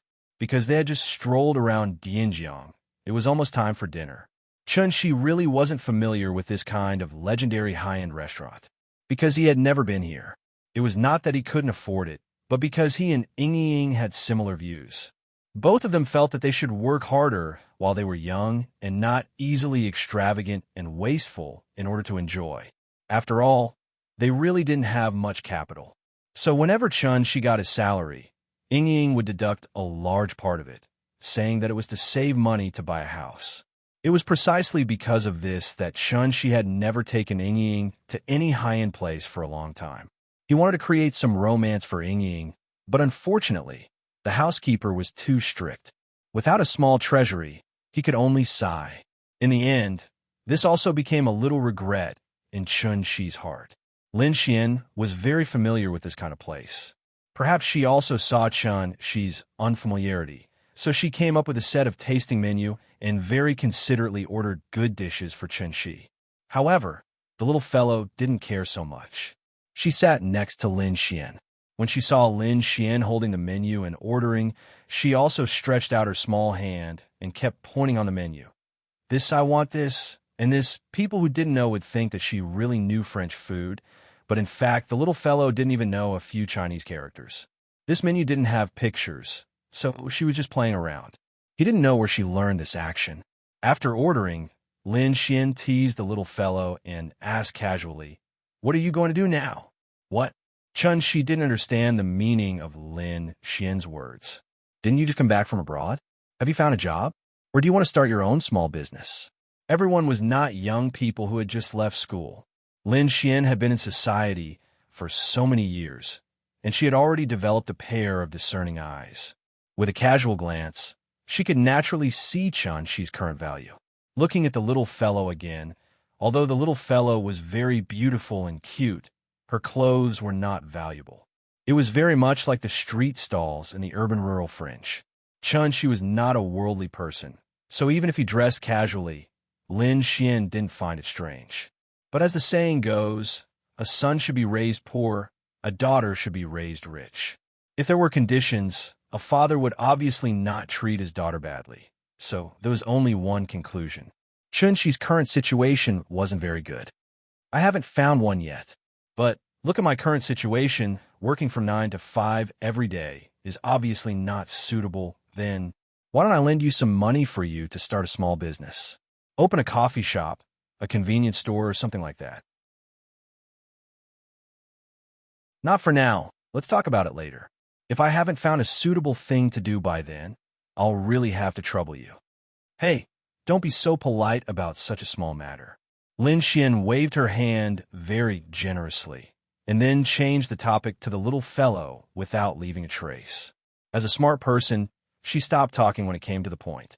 Although she didn't know what she had experienced in the past few years, Lin Xian still believed that an outstanding man could stand up very quickly even if he fell countless times.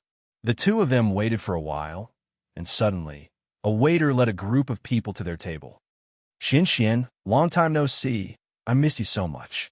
The person who spoke was a gorgeously dressed woman wearing branded clothes.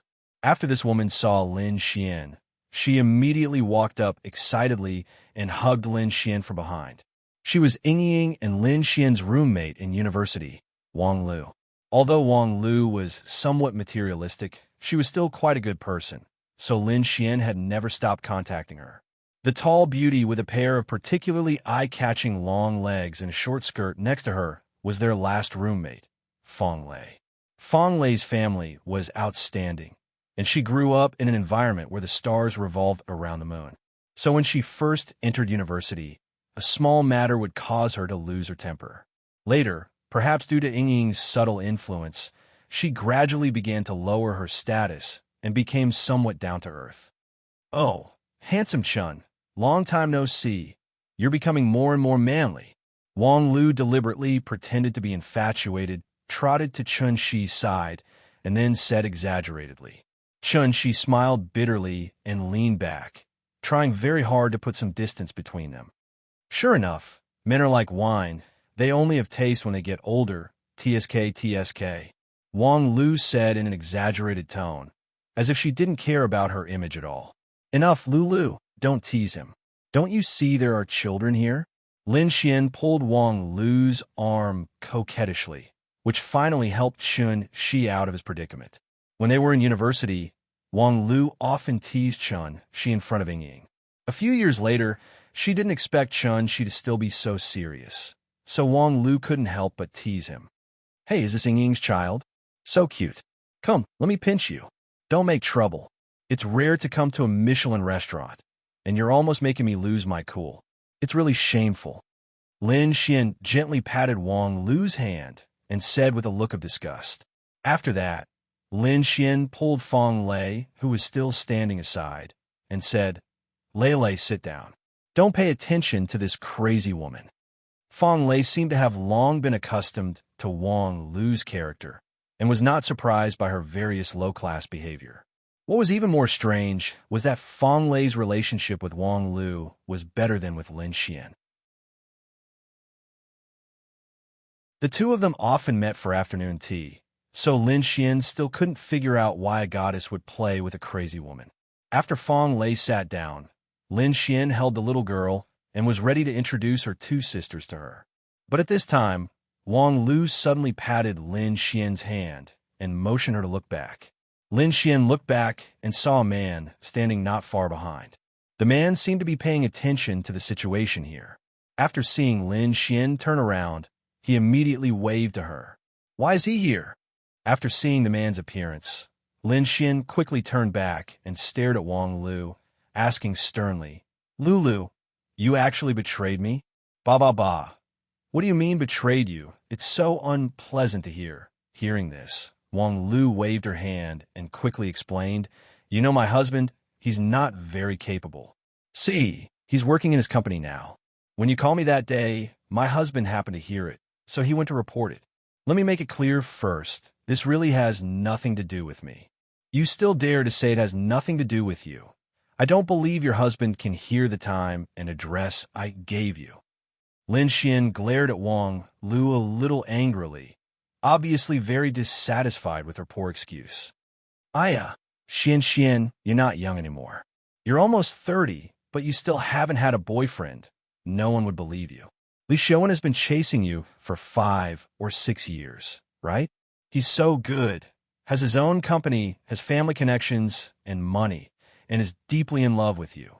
Seriously, think about it carefully. If you like him so much, why don't you go back and divorce your husband now, and I'll matchmake the two of you? Lin Xian's words left Wang Lu speechless. Thus, Wang Lu could only wave in Li Xiaowen's direction, indicating that they should find a seat. She kept trying to please Lin Xian, trying to calm Lin Xian down. She silently looked at the few old classmates who were sitting there. In a trance, he seemed to have returned to the lush green campus. That year, the spring breeze was bright and beautiful. That year, the years were peaceful. That year, with a beauty by his side.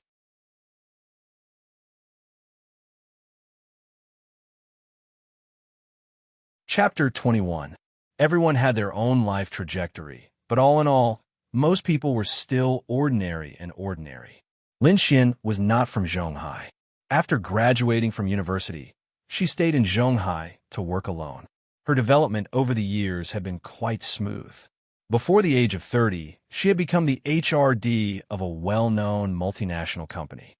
In Zhonghai, this international first-tier city, she could be considered a successful person. Wang Lu got married and became a housewife. But she had always been a money worshiper. But her husband was not a rich second generation, nor was he rich at all. Her husband was a senior who had been pursuing her in university. After graduation, he was neither high nor low, but now he was a middle-level manager in the senior's company. In Wang Lu's own words, she had been blind to agree to his proposal back then. But in fact, looking at the happy expression on her face, how could she be dissatisfied with her husband? Fong Lei worked in her own company, and in a few years, she should take over everything in the company. Her fiancé was a top student who studied abroad with the same social status as her. The two were quite satisfied with each other. Once they got married, her life could be considered complete. Only Chen Shi, his development was beyond everyone's expectations. Chen Shi was originally a top student in computer science, and at that time, the domestic internet environment was not as fertile as it was now. It could be said that it was a blue sea that had not yet been fully developed. If he followed the original route, after Chunshi graduated, he would naturally be an honest programmer in an internet company. After 3 to 5 years, he would have accumulated enough connections and experience. Perhaps he would be able to catch up with the internet craze and become a pig standing in the wind. Standing in the wind, even a pig could fly. Heroes are created by the times. If he didn't get the wrong script, Chun-Shi might have been a star in the IT industry with a net worth of more than 100 million. Unfortunately, there was no if, and he didn't get the wrong script. 5 years later, Chun-Shi didn't become a star in the IT industry, but instead became a cultivator with a high level of cultivation. Of course, if cultivators were a profession, he would at least be at the level of a CEO. Perhaps it was to protect Chun-Shi's self-esteem. Lin Xian did not tell Wang Lu and Fong Lei the truth. Therefore, both of them thought that Ying had suddenly left without saying goodbye, abandoning Chun-Shi and his daughter regardless of everything else. Sigh, I've already said it. Ying is a fairy. Chun-Shi, although you're not bad, how can a mortal be worthy of a fairy? So I guess that Ying must have gone back to heaven. Wang Lu waved her knife and fork and said with an exaggerated expression, "What are you talking about?" Lin Xian glared at her in dissatisfaction. At this time, Fong Lei also shook her head and said, Ying isn't that kind of person. I guess she must have something to do at home. So, she left temporarily. But it does seem like she has been gone for a little too long. Nonsense. The child is already so big. Wang Lu rolled her eyes at Fong Lei, then cut a small piece of mutton and fed it to the little girl. Recently, she was also considering whether to have a baby. After seeing how cute the little girl was, she directly grabbed the little girl into her arms and said that she would have a daughter in the future. Chun-Shi ate silently. Although the food was delicious, he felt that it tasted like chewing wax. Thinking about it, with Ying's indifferent personality, it was already good enough that she would call them when she had nothing to do. Why would she tell them about her plans? No one had seen Ying, and no one knew where she went. Thinking of this, Chun-Shi felt a little annoyed. Tianxian Domain was so far away, but he could still rush back. He didn't believe that he couldn't find someone on such a small planet. The few of them chatted for a while. Seeing that Ying's matter could not be discussed further, Wang Lu changed the topic and said carefully, Xian, no matter what, Li Xiaowen is an old friend of ours. Why don't we ask him to join us at the table? Hearing this, Lin Xian immediately put down the cutlery. Just when she was about to flare up, Wang Lu quickly said, You said he was very annoying, but look at him running all the way here. He didn't even dare to come over and say hello when you didn't nod. He has already given you enough face. He is a big boss of a listed company. It's not good for him to be ignored by you like this. We should still be polite. Isn't it just a meal together? It's not a big deal. Under Wang Lu's constant persuasion, Lin Xian was finally convinced by her, so she nodded reluctantly. Seeing this, Wang Lu immediately stood up and waved to the opposite side, indicating for him to sit down. Lin Xian originally booked a round table by the river, so when the man sat down, it didn't seem too crowded with 5 adults and 1 child. Come. Chun-Shi, let me introduce you. Li Xiaowen, the young master of One Mao Group. He opened his own shipping company. He could be ranked in the top 3 among our alumni.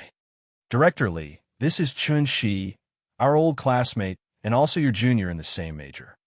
Li Xiaowen was 3 years older than them. He was now 30 years old, in the golden age of man. He was wearing a tailored suit and looked particularly energetic. He exuded the confidence and charm of a successful person from head to toe. Hello, Mr. Chun. After listening to Wang Lu's introduction, Li Xiaowen politely took the initiative to extend his hand. Perhaps it was because of Lin Xian, Li Xiaowen lowered himself very much. He didn't seem to put on any airs and felt very approachable. However, when Li Xiaowen shook hands with Chun-Shi, he secretly looked at Chun-Shi. Seeing that Chun-Shi didn't seem to be a big threat to him, Li Xiaowen finally relaxed, and the smile on his face became wider. His little action naturally didn't escape Chun-Shi's eyes. Li Xiaowen met Lin Xian at an alumni meeting. At that time, Lin Xian had just graduated. This natural and beautiful girl deeply attracted him, so Li Xiaowen immediately launched a strong attack on Lin Xian. Unfortunately, Lin Xian wasn't interested in him at all. She rejected all invitations and didn't accept any gifts. The relationship between the two didn't make any progress for a long time, so Li Xiaowen had no choice but to poach Wang Lu's husband to his company. He planned to use Wang Lu's side to save the country in a roundabout way. Reality proved that this method was very effective. Recently, the number of times he and Lin Xian sat together for dinner gradually increased. Although there were always other people in the way, at least there was progress, right? Lin Xian didn't actually hate Li Xiaowen that much. The reason why she was so cold to Li Xiaowen was mainly because she didn't want to give him any hope. Actually, what Wang Lu said made sense. He was 30 years old, rich, and handsome. Moreover, he had pursued her for 5 to 6 years. His perseverance alone was enough to make many girls fall for him. However, Lin Xian didn't think so. Although she looked carefree at times, deep down, she was a very feminine woman. If she had to find a reason to reject Li Xiaowen, then Lin Xian would only have one reason. It felt wrong. The meaning of these 4 words was very simple. That was no chance. However, Li Xiaowen didn't believe in this. He had been in the field of love for many years, but he really hadn't met someone like Lin Xian. Therefore, the more Lin Xian rejected him, the more enthusiastic he became. Thinking about it, a 30-year-old unmarried man, which one of them was easy to deal with?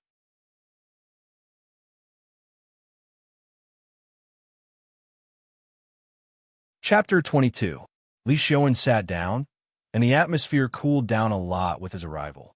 Lin Xian took the little guy from Wang Lu's arms and started talking to him. Perhaps he was used to Lin Xian's indifference, but Li Xiaowen didn't feel awkward at all. He smiled and took out a card from his pocket and put it on the table. Then, he gently pushed it in front of Lin Xian and said, Xian, this is the VIP card of Tangge. With this card, you could go to Tangge to eat at any time. You don't have to make an appointment. There is no need to line up and make an appointment, and it would be free of charge. Of course, Li Xiaowen didn't say the last sentence. Tangge Tian Court was the only 3-star Michelin restaurant in the mainland. It focused on traditional Huaxia and Cantonese dishes. The per capita consumption was about 1,000 yuan, and every meal had to be booked at least a month in advance. However, after he finished speaking, Lin Xian didn't react at all, as if she hadn't heard him at all. At this time, Wang Lu's eyes immediately lit up, and she shouted. She took the card in her hand and looked at it carefully. Then, she said in surprise, Tangge also has a membership card? Why haven't I heard of it? In the past, every time I went, I had to call in advance to make an appointment. Sometimes, I had to wait a month for a seat. After that, Wang Lu handed the membership card to Lin Xian and said with a smile, Xian, quickly accept it. In the future, I can bask in your glory and have a big meal at any time. Not interested. Hearing this, Lin Xian didn't even look at it. She held the little guy and asked, Baby, are you full? The little guy nodded and said in a childish voice, I'm full. Thank you, sister. Good girl, Mua. Lin Xian kissed Nianyan's little face and continued to ask, Do you want sister to take you to see Dianjiang? Dianjiang is beautiful at night. Okay. The little guy was a little impatient from sitting, so he immediately stretched out his hands and hung himself around Lin Xian's neck. Lin Xian supported her little butt, got up and said, I'll take the child upstairs to have a look. You guys take your time eating. After saying that, she got up and left, leaving everyone looking at each other. The atmosphere was a little awkward. Not long after, Fang Lei also put down the cutlery in her hand and got up to go to the balcony above the restaurant. It was obvious that he couldn't eat anymore. Li Xiaowen called the waiter over to pay the bill, but he was told that a lady had already paid the bill. He could only look at Wang Lu helplessly. It was indeed difficult to deal with him. Because Chunxi was there, Li Xiaowen couldn't discuss anything with Wang Lu in front of Chunxi, so he could only order the waiter to clear the table. After that, Li Xiaowen prepared to head to the balcony to see if he could find a chance to talk to Lin Xian alone. Chunxi followed behind the two and prepared to go up and sit for a while. After that, he would bring Nianyan home. At this moment, his phone suddenly rang. Chunxi glanced at the incoming number. It was a string of unfamiliar numbers, so he stopped and picked up the phone. Hello, Mr. Chun.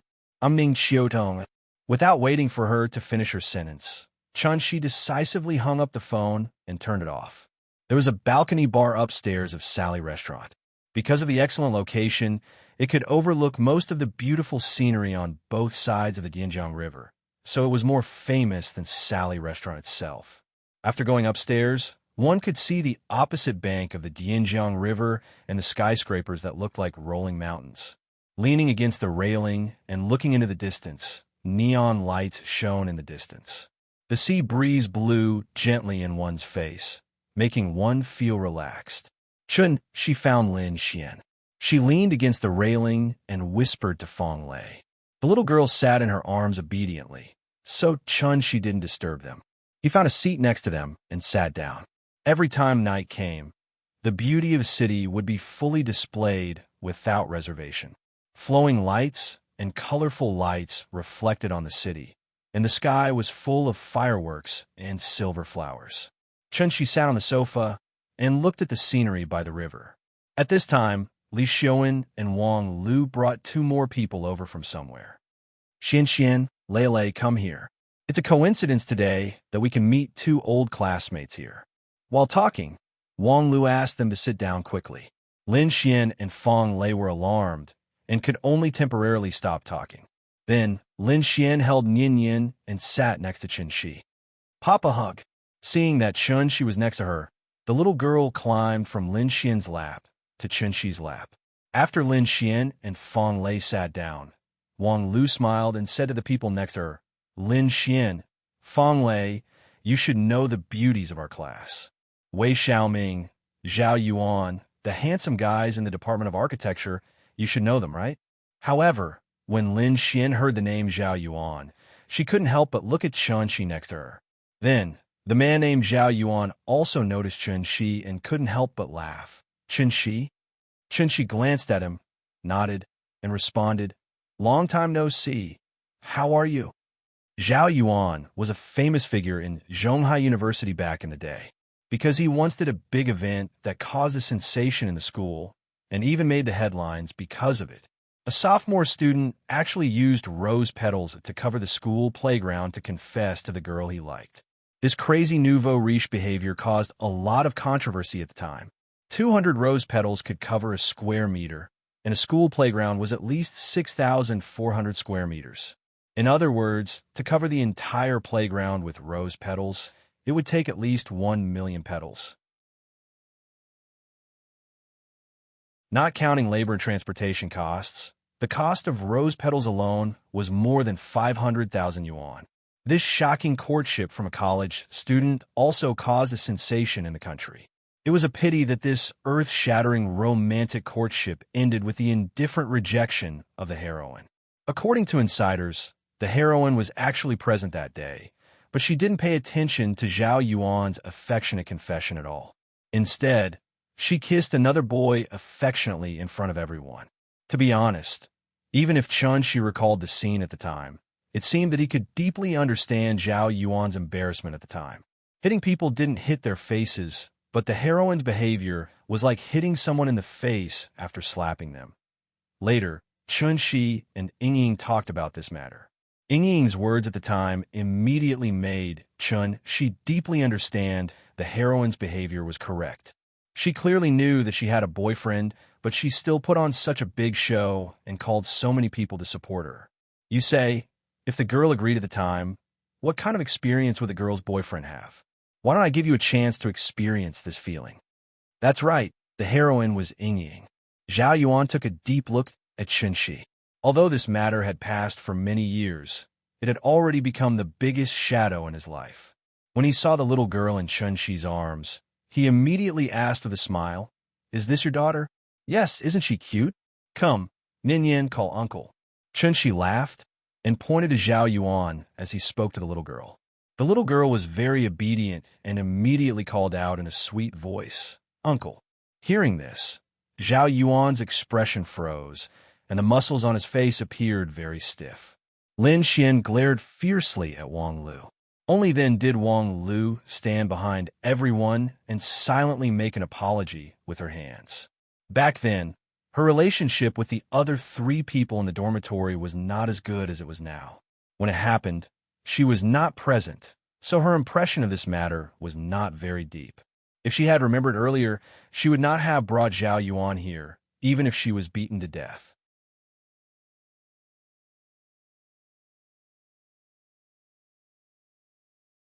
Chapter 23. The waiter quickly brought the drinks over. Under Li Xiaowen's strong request, everyone shared a drink with their own thoughts. After putting down the wine glass, Zhao Yuan immediately asked in a slightly joking tone, "Chen Shi, you're so powerful. You should be doing well now, right? You see, in any case, we are classmates. Can you give this old classmate of mine a few pointers?" Hearing this, before Chen Shi could reply, Lin Xian's expression had already changed. He didn't even bother to be polite. It seemed that Zhao Yuan was here to pick a fight. That year, after Zhao Yuan was rejected, he sent someone to investigate Chen Shi. At that time, he realized that he had lost to a kid who worked part-time and relied on scholarships to pay his tuition fees. Who was Zhao Yuan? In terms of family background, he didn't lose to Li Xiaowen. Li Xiaowen had the Wan Mao group behind him, and he had the Yuan Lang group behind him. The two were competitors and partners at the same time. What about Chen Shi? He had nothing. After graduation, he went to an unknown internet company to work as a programmer. His annual salary wasn't even enough to buy Zhao Yuan's clothes. But it was this stinky brat who came out of nowhere that could actually win the goddess in his heart. Thinking of this, Zhao Yuan couldn't suppress his anger. Lin Xian looked at Chen Shi worriedly. But at this time, Chen Shi smiled and said calmly, "I haven't worked for a long time. My only job now is to stay at home and take care of the children." Uffed, Zhao Yuan was about to drink when he heard Chen Shi's words. He spat out a mouthful of wine and said in an exaggerated tone, "Take care of the children? Sorry, I was scared just now." Zhao Yuan hurriedly wiped the water on the table, then continued to ask in confusion, "Isn't taking care of children a woman's job? Where's your wife?" When he said this, even Li Xiaowen, who still didn't understand the situation, couldn't help but change his expression. "Enough!" Lin Xian interrupted him sternly, then stood up and shouted angrily, "We can't afford to entertain you rich kids. Have fun by yourselves." After that, she was about to leave with Chen Shi. Chen Shi patted her arm gently and stood up as well. He looked at Lin Xian and comforted her. "It's okay, don't be angry. Let's go. I should take Nian home to rest." Lin Xian still felt a little angry. She glared fiercely at Wang, then turned and walked toward the stairs. Fang Lei looked at the situation and stood up without saying a word. It seemed that she was preparing to leave with Lin Xian. "Xian, don't go." Wang Lu looked at Lin Xian worriedly. She really didn't expect things to turn out like this. It had been 6 or 7 years since they graduated. Who would still remember the grudges in school? The party hadn't started yet, but it was about to end. Li Xiaowen looked at Zhao Yuan with some resentment, then stood up to stop Lin Xian. But at this time, Zhao Yuan couldn't care less. He had been suppressing his anger for a long time. It was rare to meet Chen Shi, so if he didn't take the opportunity to express it, Zhao Yuan would feel sorry for himself. So, he half lay on the sofa, tilted his head, and looked at Chen Shi, who was about to leave, and said loudly to himself, "Hey, what do you think is the reason for a man to stay at home all day to take care of a child? Could it be that his wife ran away with someone else?" Crash! With a muffled sound, the long table beside Chen Shi suddenly broke in the middle. The wine bottles on the table fell to the ground and shattered. This sudden series of noises startled everyone on the balcony. Chen Shi turned around with Nian in his arms, looked calmly at Zhao Yuan, and asked word by word, "Say that again if you dare." At that moment, Zhao Yuan felt as if he had fallen into an ice cellar. The warm sea breeze that kept blowing from the surface of the sea seemed to have suddenly turned into a bone-piercing evil wind. It immediately gave him goosebumps, and every hair on his body stood on end. Li Xiaowen was also someone who had seen big scenes. When he saw that the situation was not right, he immediately stood in front of Chen Shi and tried to smooth things over. "Zhao Yuan drank too much and is talking nonsense. Brother Chen Shi, don't lower yourself to his level." However, Chen Shi didn't pay any attention to him. She just quietly looked at Zhao Yuan behind him. Under Chun-Shi's gaze, Zhao Yuan slowly stood up. Then he suddenly spread out his hands and shrugged his shoulders. He looked at Chun-Shi with a sneer and asked, "Actually, I'm really curious. Why did Qin Ruoying fall in love with a good-for-nothing like you?" After he finished speaking, Chun-Shi moved. Li Xiaowen only saw a blur in front of his eyes, and Chun-Shi's figure suddenly disappeared in front of him. Bang!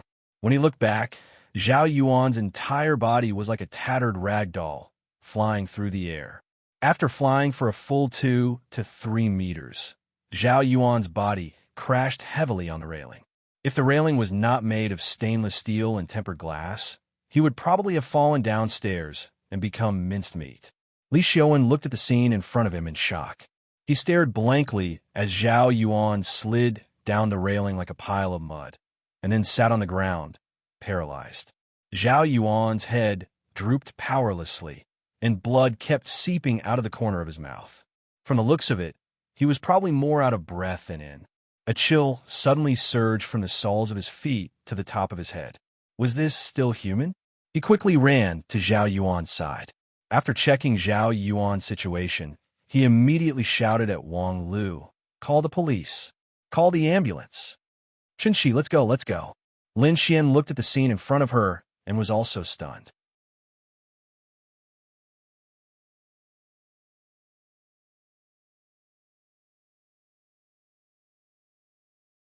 Chapter 24. After going downstairs, Chun-Shi was ready to take a taxi home, but Lin Xian insisted on giving them a ride. Chun-Shi couldn't persuade her, so he had to get in the car with the little fellow.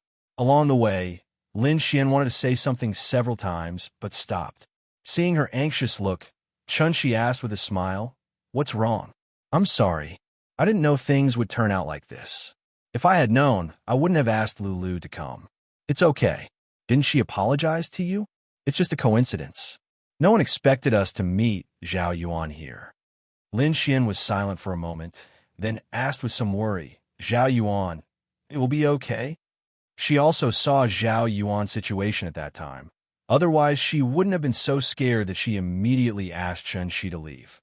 As soon as her voice fell, Lin Xian suddenly seemed to think of something and quickly explained to Chun-Shi, "I'm not worried about him. I'm afraid that if something really happens to him, you'll be in a lot of trouble, more than trouble."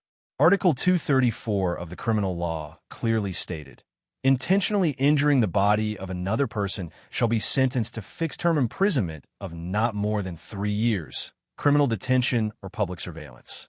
If causing serious injury, the sentence shall be imprisonment of not less than 3 years and not more than 10 years. If causing death or serious injury by particularly cruel means and causing serious disability, the sentence shall be imprisonment of not less than 10 years, life imprisonment, or death."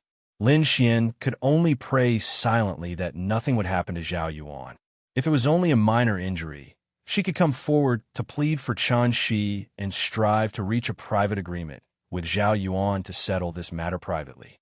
But just now she saw Zhao Yuan vomiting blood with her own eyes. She estimated that it was not as simple as a minor injury. Chun-Shi didn't have any power or influence, and she had a child with her. If he really went to jail because of this, what would happen to the child? "Chun-Shi, why don't I take you to the station now, and you take Ninian back to your hometown to avoid the limelight?" Zhao Yuan's background is not small. I don't think he'll let it go so easily. The more Lin Xian thought about it, the more scared he became. Thus, he voiced his opinion worriedly. "It's fine, don't worry. Since I've already made my move, it means that I've already made my next move. Relax." Chun-Shi comforted her with a smile, and then hugged the little girl in his arms tighter. Lin Xian thought that Zhao Yuan was only lightly injured, but Chun-Shi was very clear about the power of his kick. With his stomp landing, Zhao Yuan was most likely already done for. Chun-Shi hugged Ninian and turned to look out the window. The little girl's sleeping face was reflected in the car window, looking very cute. Outside the window, the neon lights flickered. Chun-Shi's gaze was like a knife.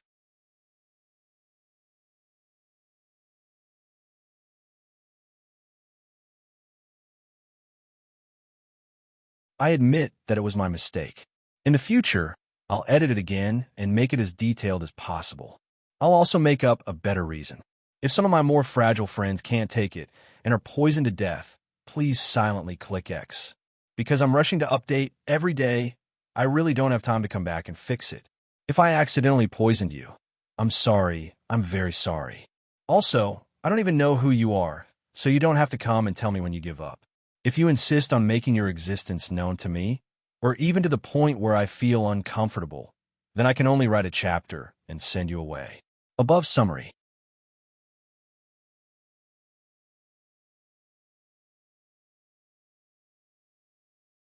Chapter 25. Outside Kong, Ju Community. Ning Xiaotong suddenly knelt in front of Chen Shi. Her sudden action not only shocked Lin Xian, who was peeking at them, but also made Chen Shi feel a little strange. Like many second-generation heirs, this woman came from an outstanding family. She was born under the shadow of her parents. Coupled with her outstanding ability, no matter how much effort she put in, her peers could not catch up with her growth.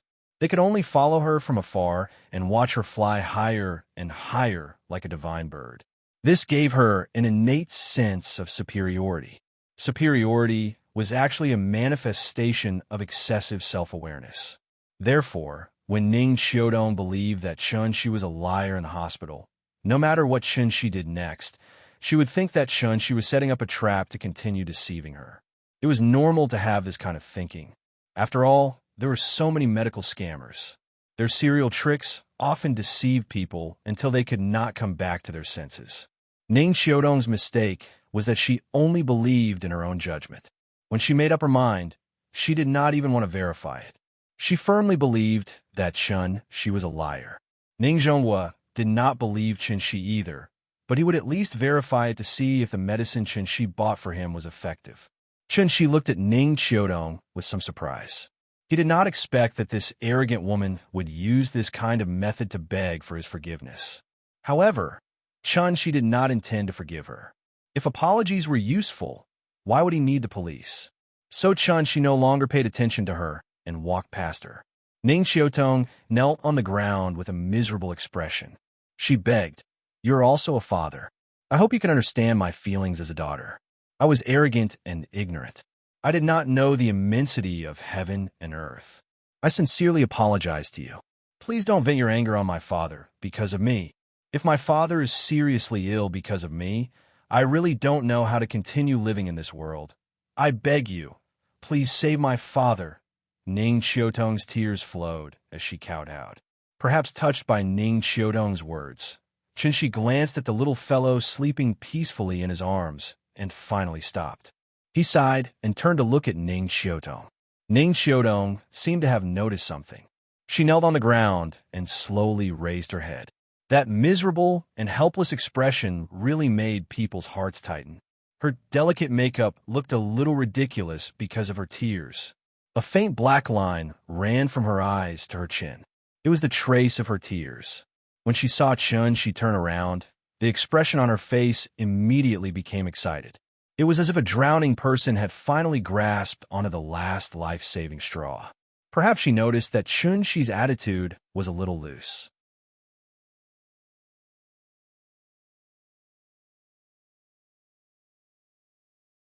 Then she said loudly, "Grandma said that girls can't cry. If they cry too much, they will not look good when they grow up." That's true. Nian Yin will grow up to be a great beauty, so you can't cry anymore. Be careful, or you will become ugly. If I won't cry." The little guy turned his head away with a proud look on his face. When Chen Shi returned home with the little girl in his arms, he found that Aunt Zhang had already gone to bed. Maybe because he had turned off his phone just now, Aunt Zhang could not get through to him, so she went to bed first. Chen Shi quietly carried Nian Yin to the bathroom, and then washed the little girl's face with a hot towel. "Grandma has fallen asleep. Nian Yin will sleep with Papa tonight, okay? Then I want to listen to Papa's story. How about Papa tell you the story of the ugly duckling?"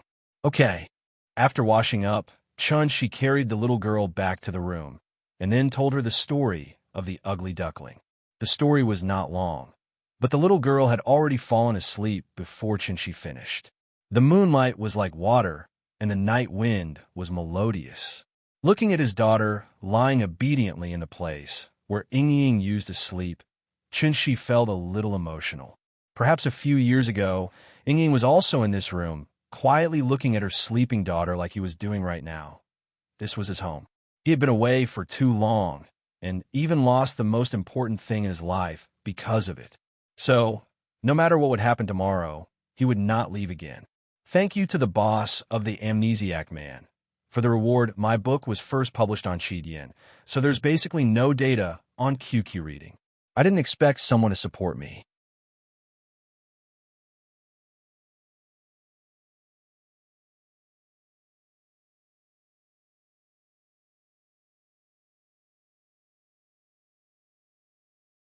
There were restrictions everywhere, and this feeling really made Chun-Shi a little uncomfortable.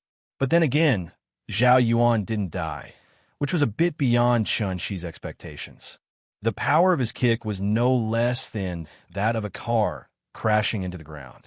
Should he finish him off? Chun-Shi taught the little guy to read while seriously thinking about this problem. Not long after he hung up the phone with Lin Xian, Ning Qiudong also called. Although Ning Zhongguo's condition had improved after taking the pill, Ning Qiudong's heart was still hanging in the air as long as he didn't recover. So she begged Chun-Shi to start treatment as soon as possible. Chun-Shi thought about it. The police could come to the door at any time. Although it was impossible to catch him, it was very likely that it would scare Aunt Zhang.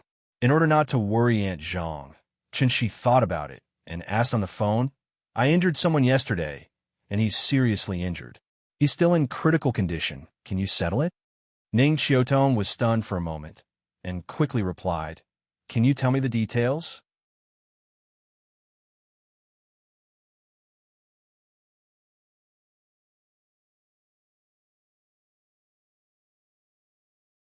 It was still on TV just now. Ning Qiudong took a glass of water to Ning Zhonghua. After handing the glass to him, she said seriously, "Dad, don't tease me. Now is not the time to joke." Ning Zhonghua took the glass and drank a mouthful of water. Then he looked at his daughter and asked with a smile, "I received a call in the morning. Chun-Shi injured Zhao Yuan, right? And I heard that Zhao Yuan was seriously injured. He hasn't left the safe period yet. You didn't ask him how he beat Zhao Yuan like this?" Ning Qiudong was stunned. Obviously, she didn't understand why Ning Zhonguo's focus was on this. Seeing his daughter's blank face, Ning Zhonghua smiled and handed her the cup of water. Then, he said calmly, "Don't worry, old Zhao and I are old friends. He has 2 sons, and the younger one is a disappointment. Now that he has been taught a lesson, it is a good thing." Speaking of this, Ning Zhonghua paused and glanced at Ning Qiudong before continuing. "Qiudong, since Chun-Shi has promised you that he will save your father again, then you should be considered to have buried the hatchet, right?" I guess so." Ning Qiudong's expression was a little strange at the moment. After hearing Ning Zhongguo's question, a hint of red suddenly appeared on her face. Then, even her earlobes turned red. Ning Zhonghua thought that Ning Qiudong blushed because she knew that Chun-Shi wasn't a liar. How could he have known that the reason why Chun-Shi would bury the hatchet and make a move again was because his daughter had knelt down and begged for this opportunity? Since Chun-Shi doesn't care about your previous behavior, then from today onwards, Chun-Shi is our Ning family's guest of honor. You have to be on good terms with him in the future, understand? Yes. Go. Give Chun-Shi a call and tell him that the matter has been resolved. Ning Qiudong nodded and then left the room. As she walked, she couldn't help but think of the scene from last night. My reputation has been ruined. I must warn him not to tell anyone. Thinking of how she had knelt in front of Chun, she made her feel inexplicably ashamed. After Ning Qiudong left, Ning Zhonghua put down the book in his hand and turned to pick up the document on the bedside table with some difficulty. He looked at the document and muttered to himself, "Missing for 5 years? Zhonghai People's Hospital, ICU Intensive Care Unit." Zhao Yuan was lying on the hospital bed with an oxygen mask over his mouth. He hadn't woken up since last night. Next to his bed sat a noblewoman who looked to be in her 30s or 40s. The noblewoman looked at her unconscious son in front of her, and her heart ached. At this moment, the door of the ward opened. A man in a suit who looked to be in his 30s walked in and then reported to her in a low voice. After listening to the man's report, the noble woman stood up abruptly. Then, with a look of disbelief, she said sternly, "What? Reconciliation?"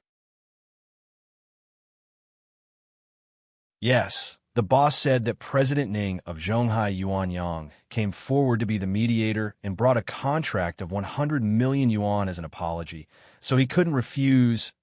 Couldn't refuse? The woman was furious. She waved her arm and pointed at Zhao Yuan, who was lying unconscious on the bed, and roared. His son had 8 of his ribs broken, and now he's still lying in bed, unable to wake up. A contract of 100 million yuan can buy his son's life? The man didn't dare to say anything else, so he stood aside with his head lowered. That old bastard really didn't treat Yuan Air as his own. The woman's full chest heaved up and down. It seemed that she was really angry.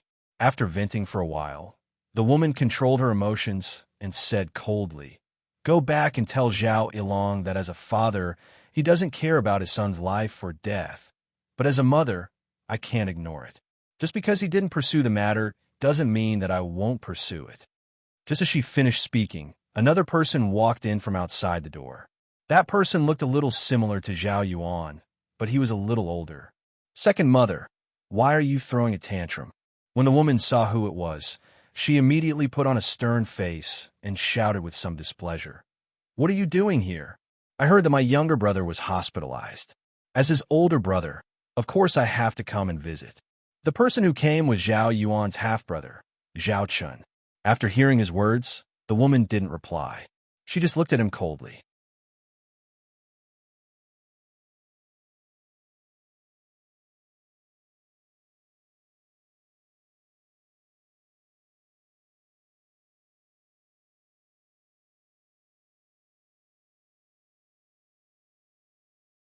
In this case, the country issued another order, and the 6 security departments were born. The 6 security departments, a special department under the National Security Department, was a special department set up specifically to target the crimes of martial arts masters. It was also from the day it was born that Huaxia's martial arts world ushered in a nightmare that seemed to never wake up. Under the supervision of the 6 security departments, aristocratic families, sects, and hidden experts, all of them obediently put away their claws, well-behaved like domestic kittens, and their every move was firmly controlled by the country. A year later, the crackdown finally ended, and the country's social atmosphere was like a new life after this baptism. The people loudly shouted that the universe was bright and clear, and that the blue sky still existed.